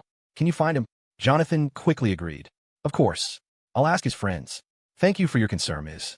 Sterling. Sienna's voice was ice. Let me remind you again. You've offended Victor Vance. You and your son had better watch your backs. Don't end up dead without even knowing why. Yes, Jonathan said. My son and I will not cause any trouble for the Red Tower. See that you don't. Sienna hung up, but the unease lingered. She muttered to herself, Big brother Ethan, I hope I'm wrong. You can't kill Jason. The gentleman won't just stand by and watch. On the other side, Jonathan Croft was entertaining a guest, Harrison Vance. After hanging up with Sienna, Jonathan returned to the living room, a cheerful smile on his face as he sat on the sofa. My apologies, Harrison. Let's continue. Harrison, the picture of a refined gentleman, sat perfectly straight. He presented the contract Jason had prepared with both hands. Mr. Croft, you're a busy man, so I'll be brief. I signed this contract with Jason last night. We were supposed to finalize the paperwork this morning, but for some reason, he's not answering my calls. I had no choice but to come to you for an explanation. Jonathan glanced at the contract and smiled. This piece of land, Jason has mentioned it to me several times. He's always wanted to sell it to you. Why would he back out now? Harrison shrugged, but he's not answering his phone. Mr. Croft, as you know, my plans for the factory are urgent. I don't have time to wait. Jonathan looked slightly troubled. He took a sip of tea. This has always been between you two. I think you should wait for him. Jason has been recovering from his injuries lately. He's probably still asleep. He's not intentionally ignoring you. I can't get through to him either. Once he wakes up, he'll turn his phone on. Harrison smiled faintly. And what if he doesn't wake up for a while? My timeline is very tight, and my grandfather is waiting for my report. Jonathan picked up a string of prayer beads, slowly turning them in his hand as he studied Harrison with a smile. He then looked down at the contract. You're such an impatient young man. It's all here in black and white. The seals are all in place. Are you afraid the Croft family will go back on its word? Very well. How about this? Go to the Croft Consolidated Headquarters. I'll call my people and have them process this with you. Harrison immediately stood, taking the contract with both hands. Thank you for your understanding, Mr. Croft. I won't take up any more of your time. As you wish. Please give my regards to your grandfather. Thank you for your concern, Mr. Croft. Farewell. Jonathan watched Harrison leave the living room, the smile slowly fading from his face. The prayer beads in his hand stilled, his grip tightening. Just then, a maid hurried over and bowed. Sir, the second branch of the Vance family is here to see you again. Jonathan's cloudy eyes blinked slowly. After a moment of thought, he said, I'm not seeing them. Yes, sir. The maid bowed and was about to leave when Jonathan stopped her. Wait. Tell Cassandra Vance that if she wants a piece of the cake, she needs to find a way to make sure no one else is qualified to eat it. Only then can the baker give her a slice. With that, he turned and walked toward the elevator. The Croft family's obscenely luxurious mansion was conservatively valued at $4 billion. It had gold-trimmed staircases, jade-inlaid walls studded with various jewels, and a crystal chandelier in the main hall alone worth tens of millions. Even the tissue boxes on every table, the trash cans on every floor, and all the toilets were gold-plated. Priceless art and artifacts were everywhere. Entire walls of malachite, vast panels of amethyst. The interior was a glittering palace, as grand as a royal residence.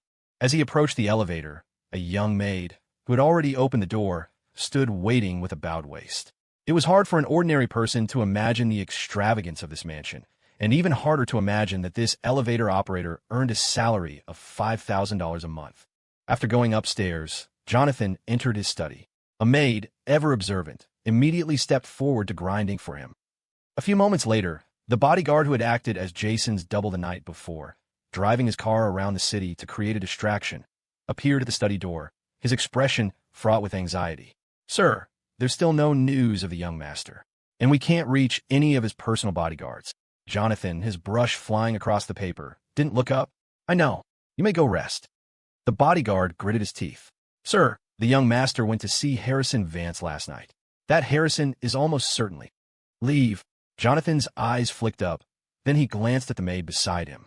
You too. After they left, Jonathan looked down at the word he had been writing on the rice paper. Patience. Only the final stroke was missing. His hand trembled, his grip on the brush too tight. In the end, he didn't complete it. He turned and walked to the vast, bright floor-to-ceiling window, looking up at the overcast sky. Suddenly, tears streamed down the old man's face. In truth, the moment he knew Jason had gone to see Harrison last night, he had guessed his son was likely gone for good. And just now, Harrison Vance had come to his home to metaphorically shit on his neck. It was an unmistakable message. Jason was dead. As Jonathan was lost in his grief, there was a knock at the study door. Wiping the tears from his face and forcing himself to regain his composure, Jonathan sat up straight and said, Enter. The door opened, and two young men strode in, saying in unison, Godfather. Seeing his two godsons, Jonathan's eyes reddened again. Evan, Brody, you've heard about Jason. The two men's faces were grim. Evan, gaunt and sallow-skinned, gritted his teeth. Godfather, give me permission to go grab Harrison Vance. Brody, who was powerfully built, added, Me too. Jonathan took a deep breath. Don't be reckless. Evan said, Jason was like a real brother to me. His disappearance is clearly Harrison's doing. Godfather, just say the word. Let me go get him.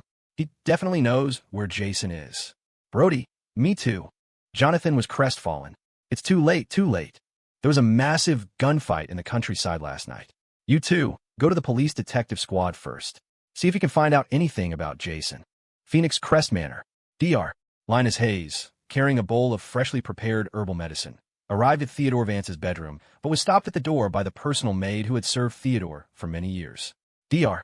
Hayes, you could just give the medicine to me. The master is speaking with Mr. Watkins.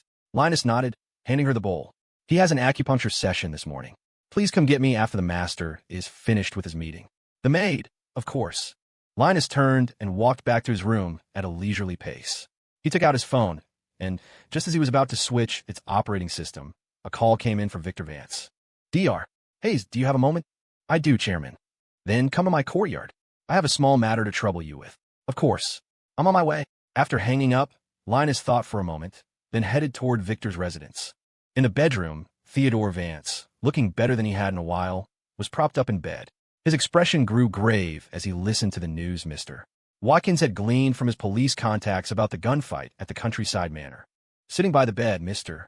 Watkins's expression mirrored his master's. He continued his report.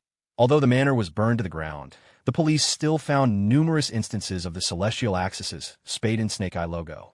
Besides the dozens of charred bodies, they also found a large cache of weapons, including several heavy machine guns. I believe that was the celestial axis's main stronghold. Theodore was silent for a moment. So that's where those bastards were hiding. Who knows what they've been up to all these years? Watkins shook his head. There were no survivors. The police checked the surveillance footage on the roads leading to the manor and found it had all been tampered with. Master Theodore, do you think it could have been a young master's doing? I only found out this morning that he's been faking his injuries these past few days.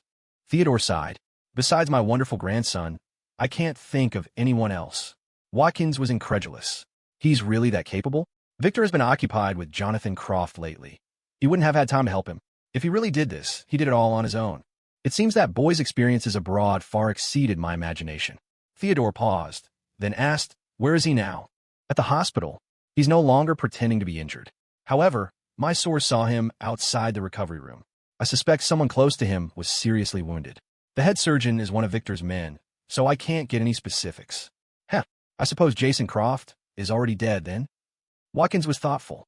I received word that Jason left the Red Tower last night and still hasn't returned. Theodore was slightly puzzled. That little wolf in the Croft family has always been cautious. At a time like this, he shouldn't have left the Red Tower so easily. Why the sudden change in behavior? That's unknown, Watkins said. However, Harrison went to visit Jonathan Croft this morning, and Cassandra went as well. They arrived one after the other. Harrison. Theodore frowned. Then, after a moment's thought, he broke into a laugh. That boy. He's showing more and more the makings of a patriarch. I am truly pleased. And Cassandra? Did she hit a wall again? Yes. Jonathan Croft still refuses to see her. The old bastard. After biding his time for so many years, he's lost the arrogance he once had. Watkins said, an old bird in a cage. Without his 30,000-strong army, he has no grounds for arrogance. Whether he has it or not, who can say? In any case, we'll know soon enough. Theodore paused, then changed the subject. What's the police's response now? Watkins. The situation is grave. I hear it's drawn attention from the Capitol. An hour ago, Director Quentin Irons went to the federal building for a meeting. That special envoy from D.C. came with the full authority of the state. With something this big happening, I imagine there will be a major shakeup in the city government. Theodore smiled faintly. Keep your ear to the ground. We can't let them find any dirt on our Grandmaster. Now, can we? Heh. Watkins smiled knowingly. In fact, upon learning Ethan was faking his injuries, he had secretly suspected that Ethan was the Grandmaster of the East Side Syndicate. After all, Jason Croft had paid the syndicate to assassinate Ethan. Yet Ethan had emerged unscathed and even tricked Jason by faking his injuries. That spoke volumes. The two old men chatted for another 10 minutes before Watkins took his leave. After exiting the bedroom, he met the gaze of the maid holding the medicine bowl. She bowed her head. Mr. Watkins, you're leaving. Watkins studied her for a moment, his eyes finally landing on the bowl of medicine.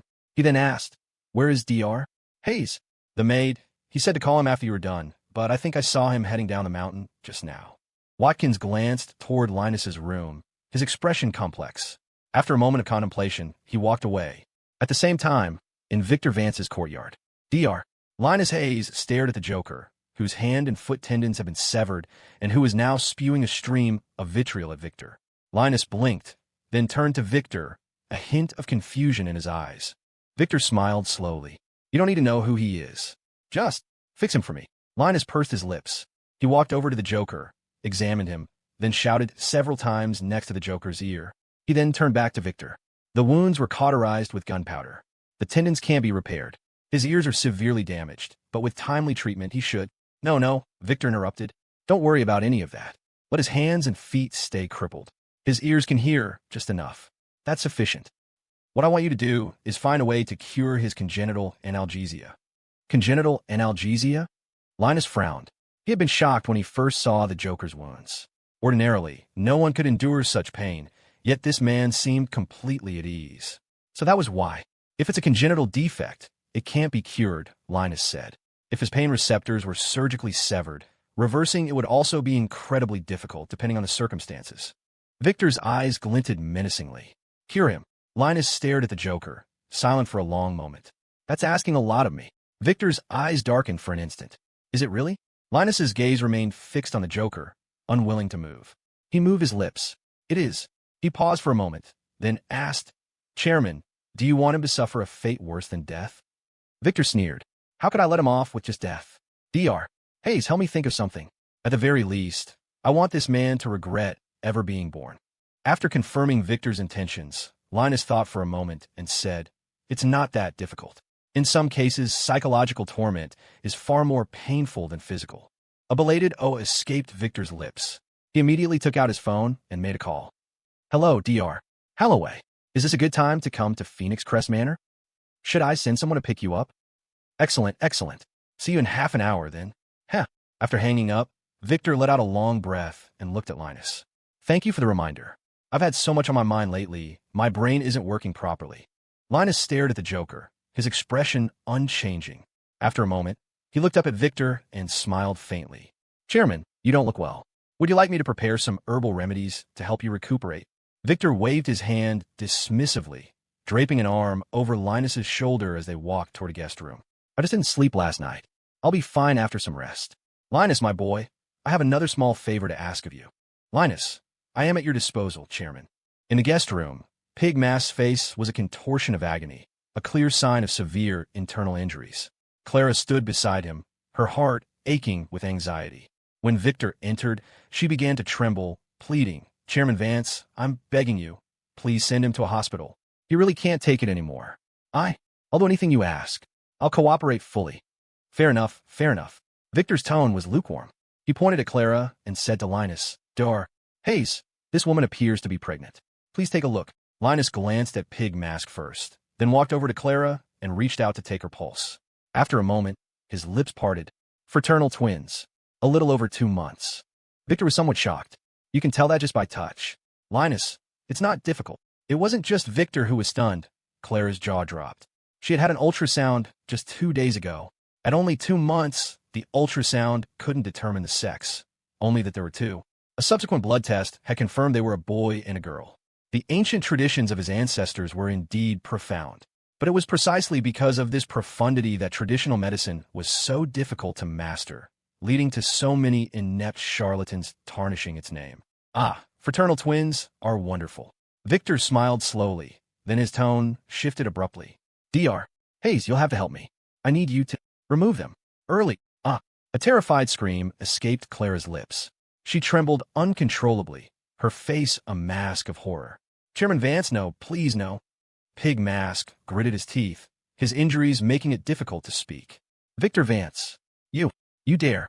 I'll haunt you even as a ghost. I'm not afraid of the living. You think I'm afraid of the dead? Victor's gaze was sinister. He turned to Linus. This shouldn't be difficult, should it? Linus could see Victor was trying to force a confession. He gave a slight nod. Not difficult. He then decided to play along with the intimidation, adding a chillingly morbid line that can even be used as a medicinal ingredient. Clara's scalp prickled. She nearly fainted. After catching her breath, she crawled on her knees to Victor, clutching his leg and wailing, I'm begging you, spare my children. Did you ever think to spare my child? Did you ever think this day would come? Victor's voice was venomous. I told you, we're both parents. You know better than I what my child went through. But you can't possibly imagine how much it hurt me. So I need you to feel it too. Pig-Mask. Victor Vance, you animal. You're worse than a beast. Clara continued to beg.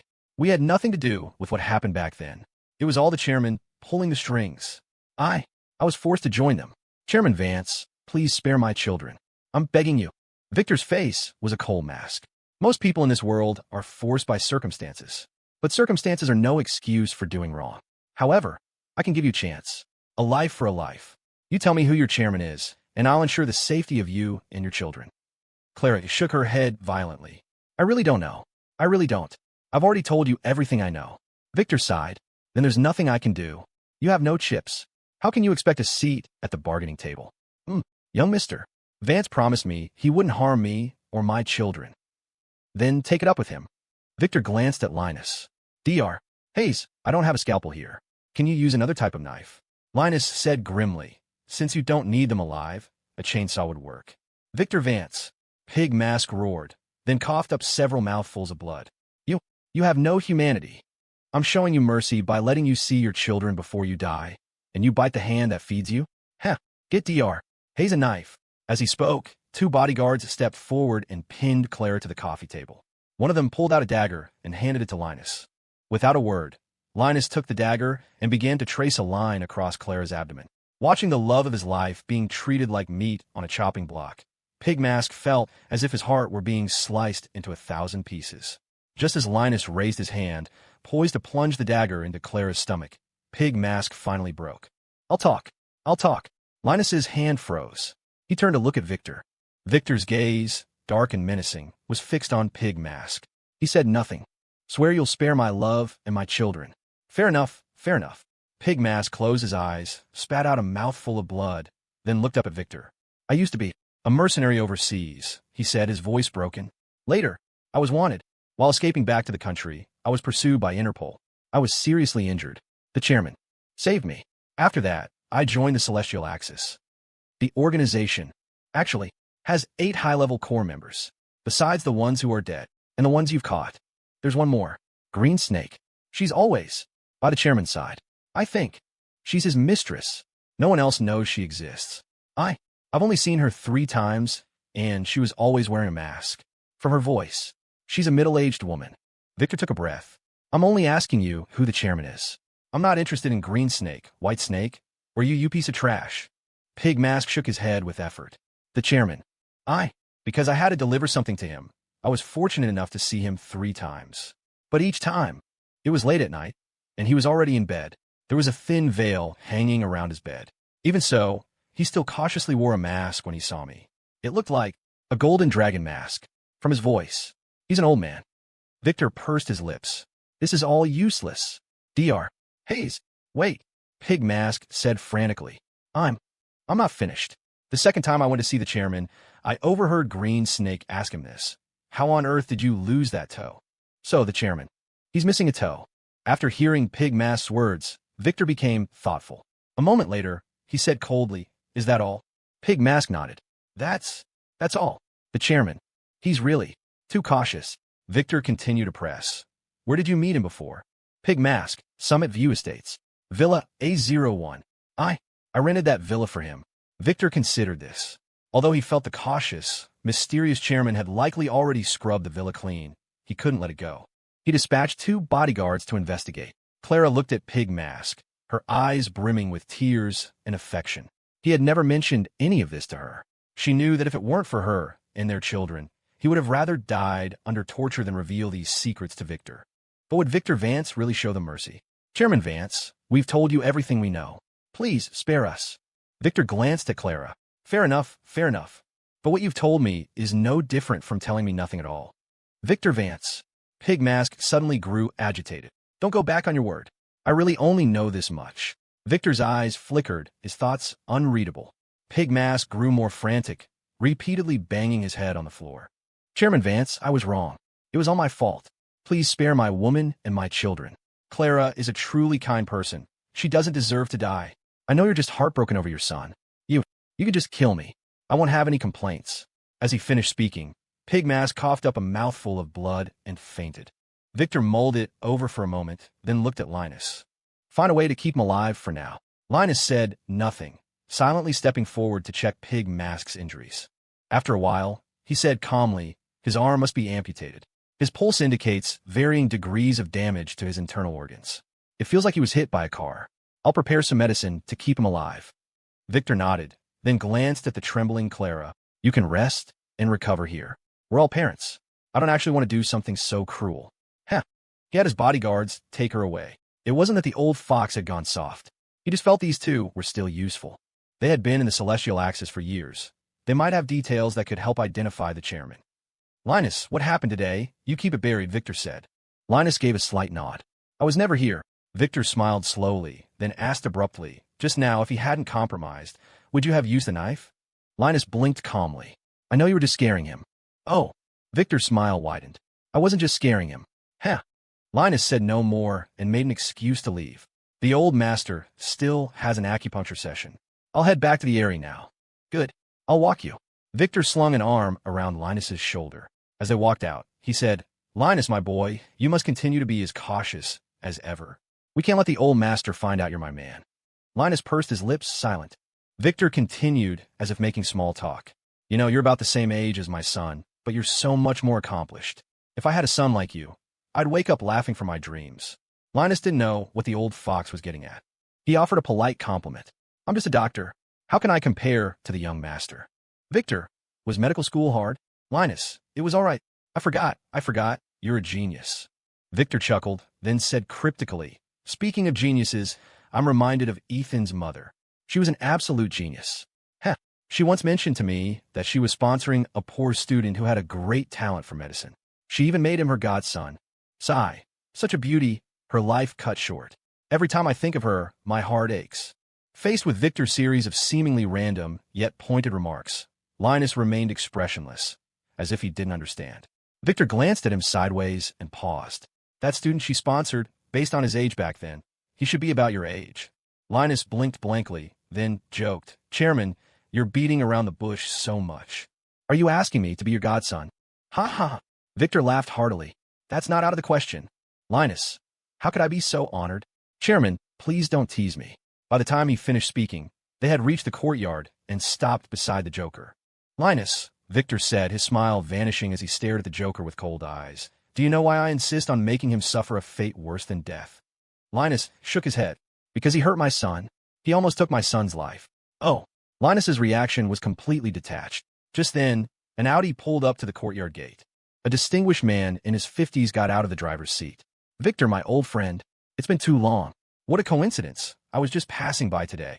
Victor walked over to greet him, smiling. Dr. Holloway, how have you been? Good. Everything is good. The man, Dr. Holloway, shook Victor's hand, then looked at Linus, pleased. Well now, Dr. Hayes, a pleasure to meet you. Linus offered a polite greeting. He knew this man. He was a renowned psychologist in Port Sterling. It seemed Victor had brought him in to play with the Joker. Victor wasn't surprised the two knew each other.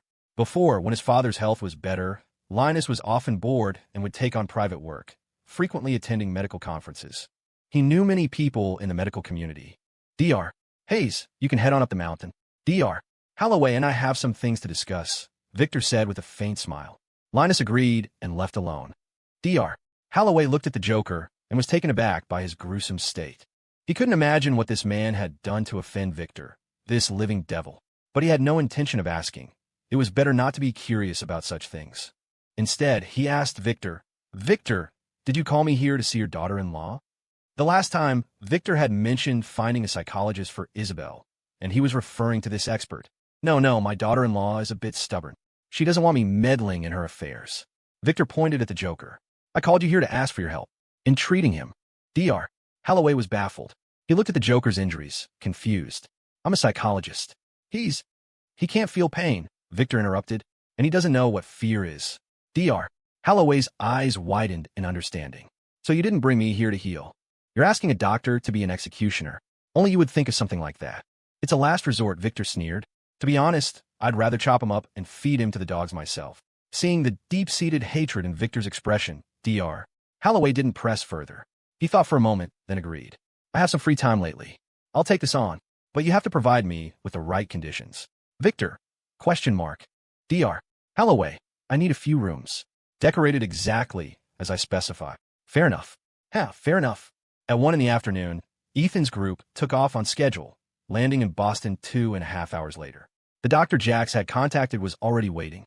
He picked them up and sped them to the hospital. After a series of tests and a long discussion among several leading specialists, a surgical plan for Finn was finally decided upon around 6 p.m. Dr. Rowan, the contact Jax had made, found Ethan in the hallway to get his signature. The patient's condition is critical and not optimistic. The foreign object in his brain must be removed. After discussion, we've decided to operate immediately. The surgery is estimated to take between 6 and 7 hours. Honestly, at this point, it's a Hail Mary. You all need to prepare yourselves. As soon as he finished, Benny let out a roar. You're the Hail Mary. You believe I won't. Benny. Ethan snapped at the big man, then turned to Dr. Rowan with a frown. What are the odds? Dr. Rowan's face was grim. The object has shifted. Removing it is even more difficult than before. Not more than 10%. Ethan forced himself to remain calm as he took the pen and paper and signed. When he handed it back, he gripped Dr. Rowan's wrist tightly. Doctor, he managed only that one word, unable to say more. I promise. I will do everything in my power. Dr. Rowan's gaze was sincere. He then strode toward the operating room. Jax's eyes were red. He leaned against the cold wall, his head down, silent. Benny paced the hallway like a cornered, angry gorilla, occasionally ramming his head against the wall. Ethan's breathing was heavy, his face gaunt with exhaustion. He stood in the hallway lost. Isabel gently hugged him, her heart aching. Honey, I booked a hotel nearby. None of you slept last night. Go get some rest. The surgery will be long. I'll stay here, Zoe said, looking strangely composed, as if the man lying in the operating room meant nothing to her. She grinned. I'm a master of the all-nighter. You all go rest. I'll keep watch. Jax glanced at her. He knew the girl was faking it, trying to hide her panic. Benny ignored her suggestion and continued his pacing. Ethan just shook his head silently. Seeing this, Isabel said no more. She squeezed Ethan's hand and stood quietly by his side. Ethan hadn't slept in 2 days. She was terrified that if Ethan wouldn't be able to handle it. The sun set. Twilight fell. Night descended. Time seemed to stretch on, every minute, every second in agony for them all. Near midnight, Lily called Benny, her voice filled with apprehension. Benny, how are things? Benny was sitting cross-legged on the floor, still in surgery. He mumbled, Lily, you have to tell me the second it's over. Okay, Benny replied. Usually, he had endless things to say to Lily, but now he had no interest in chatting. He hung up quickly. Then, the big man pressed his palms together, and for the first time in his life, he prayed like a devout Buddhist monk. Amba Buddha, please protect him. If Finn makes it out okay, I'll truly convert. I'll give up alcohol, meat, and women. Amba. Jax stared out the window at the city lights, repeating his silent prayers to God. When one is powerless, who wouldn't turn to gods and Buddhas for hope?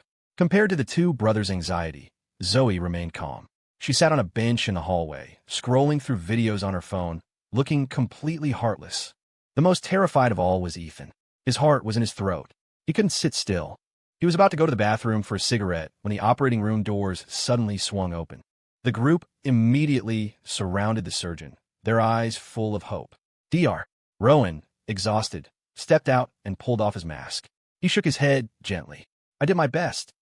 In an instant, it felt like Ethan had been struck by lightning. His legs gave out, his vision swam with black and white. Isabel quickly caught him. Jax stumbled, tears welling in his eyes. God! At the same time, Zoe's phone slipped from her hand. Her eyes were wide with disbelief. She forced a smile. Doctor, don't make that kind of joke. Dr. Rowan, I'm very sorry. I failed to meet your expectations. The surgery was initially a success, but near the end, suddenly. Before he could finish, Benny grabbed him by the collar, lifting him high off the ground with one hand, and wailed, Give me back my brother. Give him back. I'm going to make you pay with your life. Stop it, Isabel shouted. Put the doctor down. After stopping Benny, the beautiful woman bit her lip hard and looked at Ethan, helpless. She just called out, honey. Ethan's mind was a complete blank. He had no reaction at all, his eyes slowly losing focus. How could it accept this? Zoe couldn't hold it together anymore. She burst into the operating room and threw herself onto Finn's body, sobbing. Liar, didn't you say you were going to take me to dinner? Liar, get up. I'm begging you, please get up and look at me. Open your eyes. Benny rushed in after her, crying like a 300-pound child. Jax didn't even have the courage to go in. He huddled in a corner, his face in his hands, his body shaking with silent sobs. The medical staff in the operating room seemed accustomed to such scenes. Their expressions were indifferent. They were about to escort Zoe and Benny out when Dr. Rowan, rubbing his neck where Benny had grabbed him, waved them off. There are no more surgeries scheduled. Give them some time, he said softly. Isabel looked at Ethan, who seemed to have had his soul ripped from his body. Tears streamed down her face. Honey, don't scare me. After a long while, Ethan's eyelids fluttered. He took 2 dazed steps toward the operating room, but seemed to use up all his strength, slumping against the doorframe. Seeing his brother lying on the cold operating table, hearing the long, unending drone of the heart monitor, Ethan's mouth opened. He managed a pained cry, Finn. As the word left his lips, hot tears spilled from his eyes. Finn, please open your eyes. Please stop playing. Zoe screamed. I promise, if you wake up, I'll stop pestering you. I'll get out of your life and stay far, far away. Dr. Rowan's face was grim. He sighed, took out his phone, and was about to call Jax's contact to report the news when suddenly, the long drone of the heart monitor seemed to break for an instant. As a doctor, he was keenly aware of the sounds of his equipment. Dr. Rowan froze. His first reaction was that he had misheard. But in the next instant, another faint beep sounded. Dr. Rowan's eyes flew open. He bolted into the room, staring intently at the heart rate monitor, the flat line. Now at a wave. The others, lost in their grief, didn't notice the miracle. They only heard Dr. Rowan shout, "We have a pulse. We have a pulse. Resuscitate. Now." Family, everyone out. In that moment, it was as if an angel and a saint stood in a brilliant light, laughing at the incompetence of the Reaper in the darkness. An hour later, Dr. Rowan emerged from the operating room again. The group waiting outside was on edge, their eyes fixed on him, almost fearful. Dr. Rowan's gaze swept over each of their faces. He removed his mask, let out a long breath, and an unconscious smile spread across his lips. A spark of excitement lit his eyes. "We got him." Everyone was ecstatic. Zoe was about to rush into the operating room, but was stopped by Dr. Rowan. The surgery was a success, but his condition is still very unstable. You can't disturb him. We need to move him to the ICU for further observation. Thank you, doctor. Zoe's eyes were filled with tears. Beside her, Ethan slowly closed his eyes and exhaled a sharp breath. When will he wake up? He asked. Dr. Rowan, we can't be sure yet, but at least 4 days. Benny, his eyes watery, threw his arms around Dr. Rowan. Thank you, my savior. Dr. Rowan felt his small frame about to be crushed by those 2 massive arms, and he couldn't breathe. Jax quickly slapped Benny's back. Hey, calm down, you're gonna kill him. Only then did Benny let go.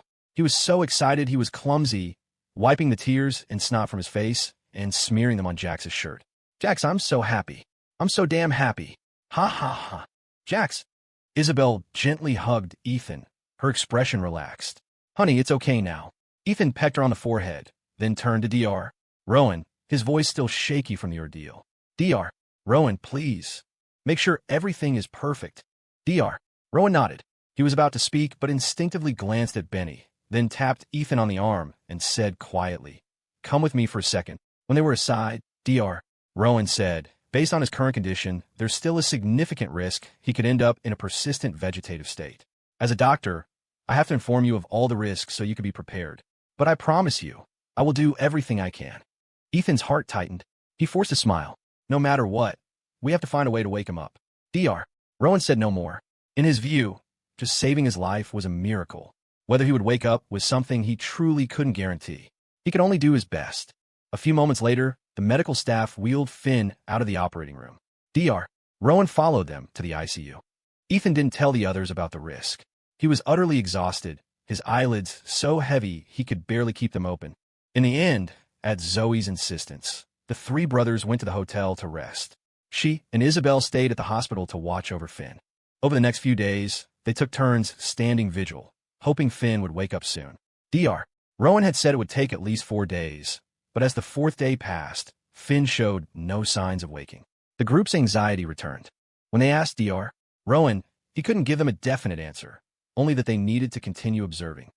Ethan tried to comfort them, saying Finn would definitely wake up, but in his heart, he couldn't help but imagine the worst.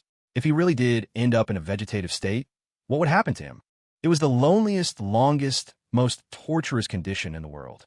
A fate worse than death. Soon, it was the 9th day. At 7 in the morning, Ethan and his 2 brothers came to relieve the 2 women.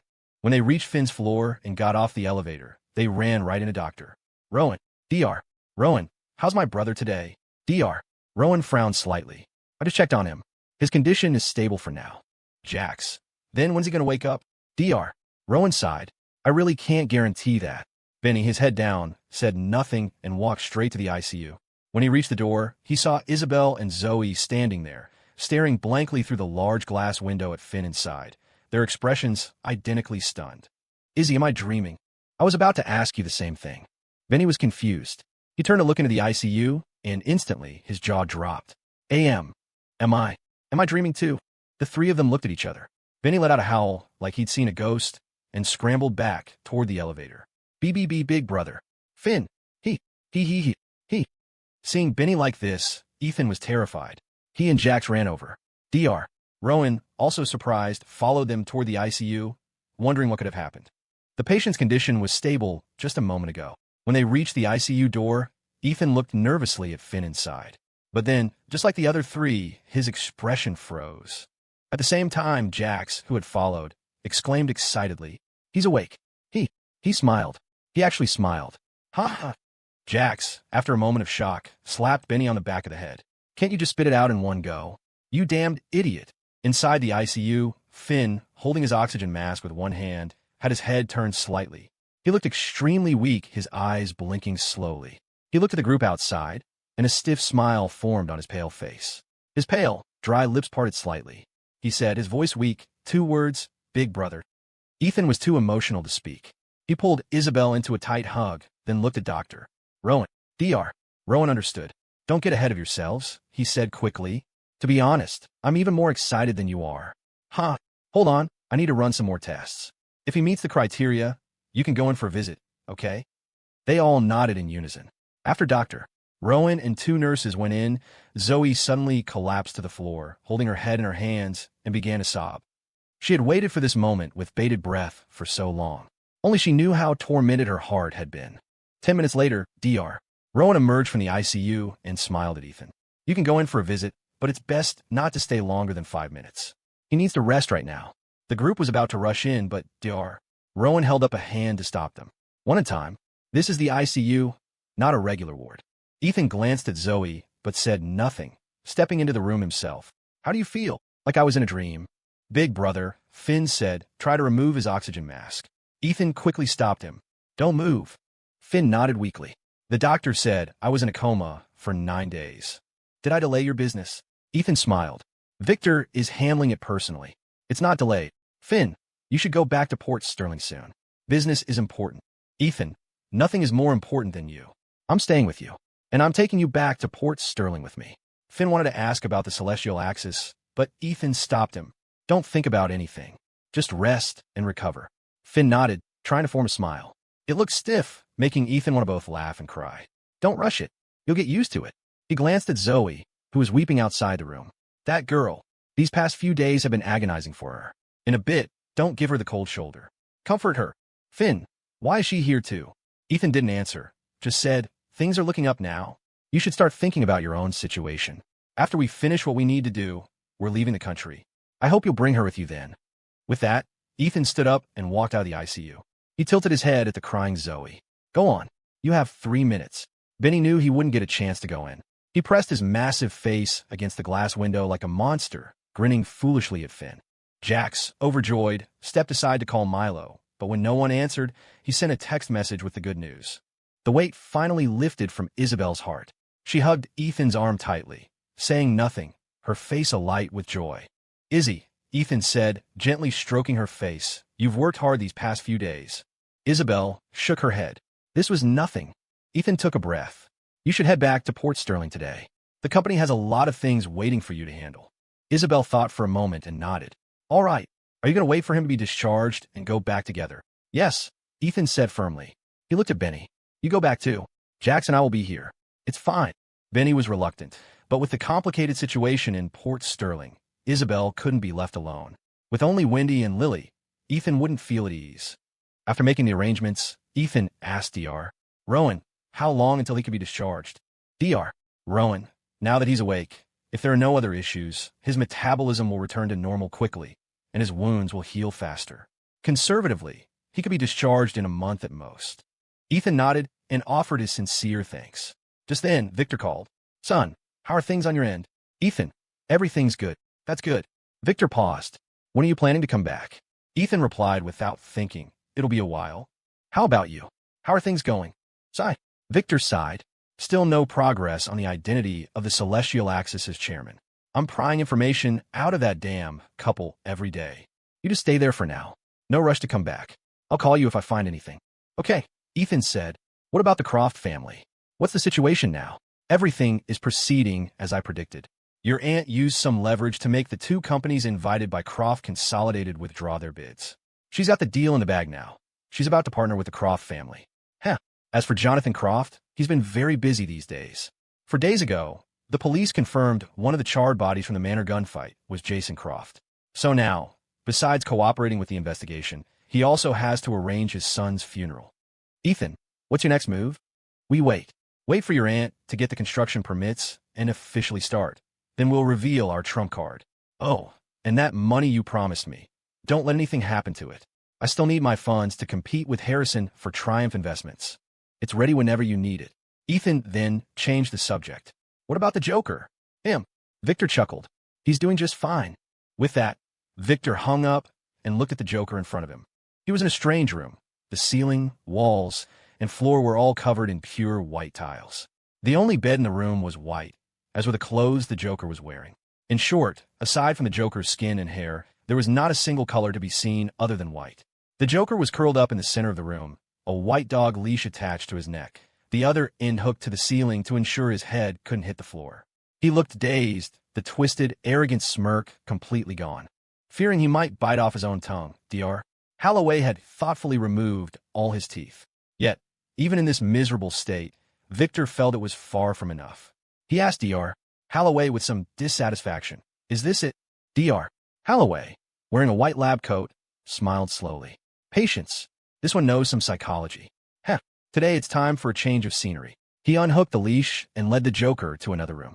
This room also had only a bed, but unlike the white room, the walls, floor, and ceiling here were all mirrors. A single spotlight hung from the center of the ceiling. After securing the leash, Dr. Holloway turned on the light. The room instantly blazed, so bright it made Victor squint. Dr. Holloway calmly took out 2 pairs of sunglasses, handed one to Victor, and put on the other himself. He then strode toward the Joker, grabbed his hair, and with a sinister smile, said loudly, "Child, shall we continue our game?" The Joker flinched, his body trembling uncontrollably. Although he felt no pain, the psychological torture of the past few days had already pushed him to a fate worse than death. "Relax. The light you feel. It's all an illusion." Seeing Dr. Holloway beginning to manipulate the Joker's consciousness again, Victor didn't interfere. He silently left the room and went to the one where Pig Mask was being held. Pig Mask was now a shadow of his former self, the flesh of his back carved away piece by piece. He lay on the bed, barely breathing, his face devoid of color. For days, Victor had assigned 2 bodyguards to interrogate him. One recorded everything he said about the celestial axis's past, while the other stood ready to carve off another piece of flesh whenever he fell silent. Seeing Victor enter, Pig Mask forced himself to lift his head. His blood-caked lips moved slightly. "Spare my woman and my children." This was likely the only thought keeping him alive. Victor took a breath and smiled faintly. "You just enjoy yourself for now. Don't worry about anything else. I'm taking very good care of them." Heh. He then went to the room next door, where Clara was being held. The 2 rooms were separated by a one-way mirror. Every day, Clara was forced to watch Pig Mask being tortured, her heart already dead from the pain. However, Victor hadn't touched her. In fact, he occasionally sent her nutritional supplements and reminded her to take care of herself for the baby's sake. Now, seeing Victor, Clara had no energy left to beg. Her eyes held only hatred. Victor's gaze was cold and sharp. "Now, do you understand how I feel? Don't look at me like that. In the end, whether you live or die is no longer important. I'm only sparing you for the sake of the child in your womb. I don't want to create too much bad karma. So, if you want to keep your family safe, tell me everything the celestial axis has done over the years. If I can find anything useful, I will naturally let you go." With that, Victor left the dungeon he had personally created. The driver outside saw him and quickly opened the car door. After getting in, the driver asked, "Chairman, where to now?" Victor's smile was triumphant. "To the Croft residence. Jonathan is a dear friend of mine. Now that he's lost a son in his old age, I must go pay my respects, shed a tear or 2. Sigh. In the end, we are all parents, aren't we?"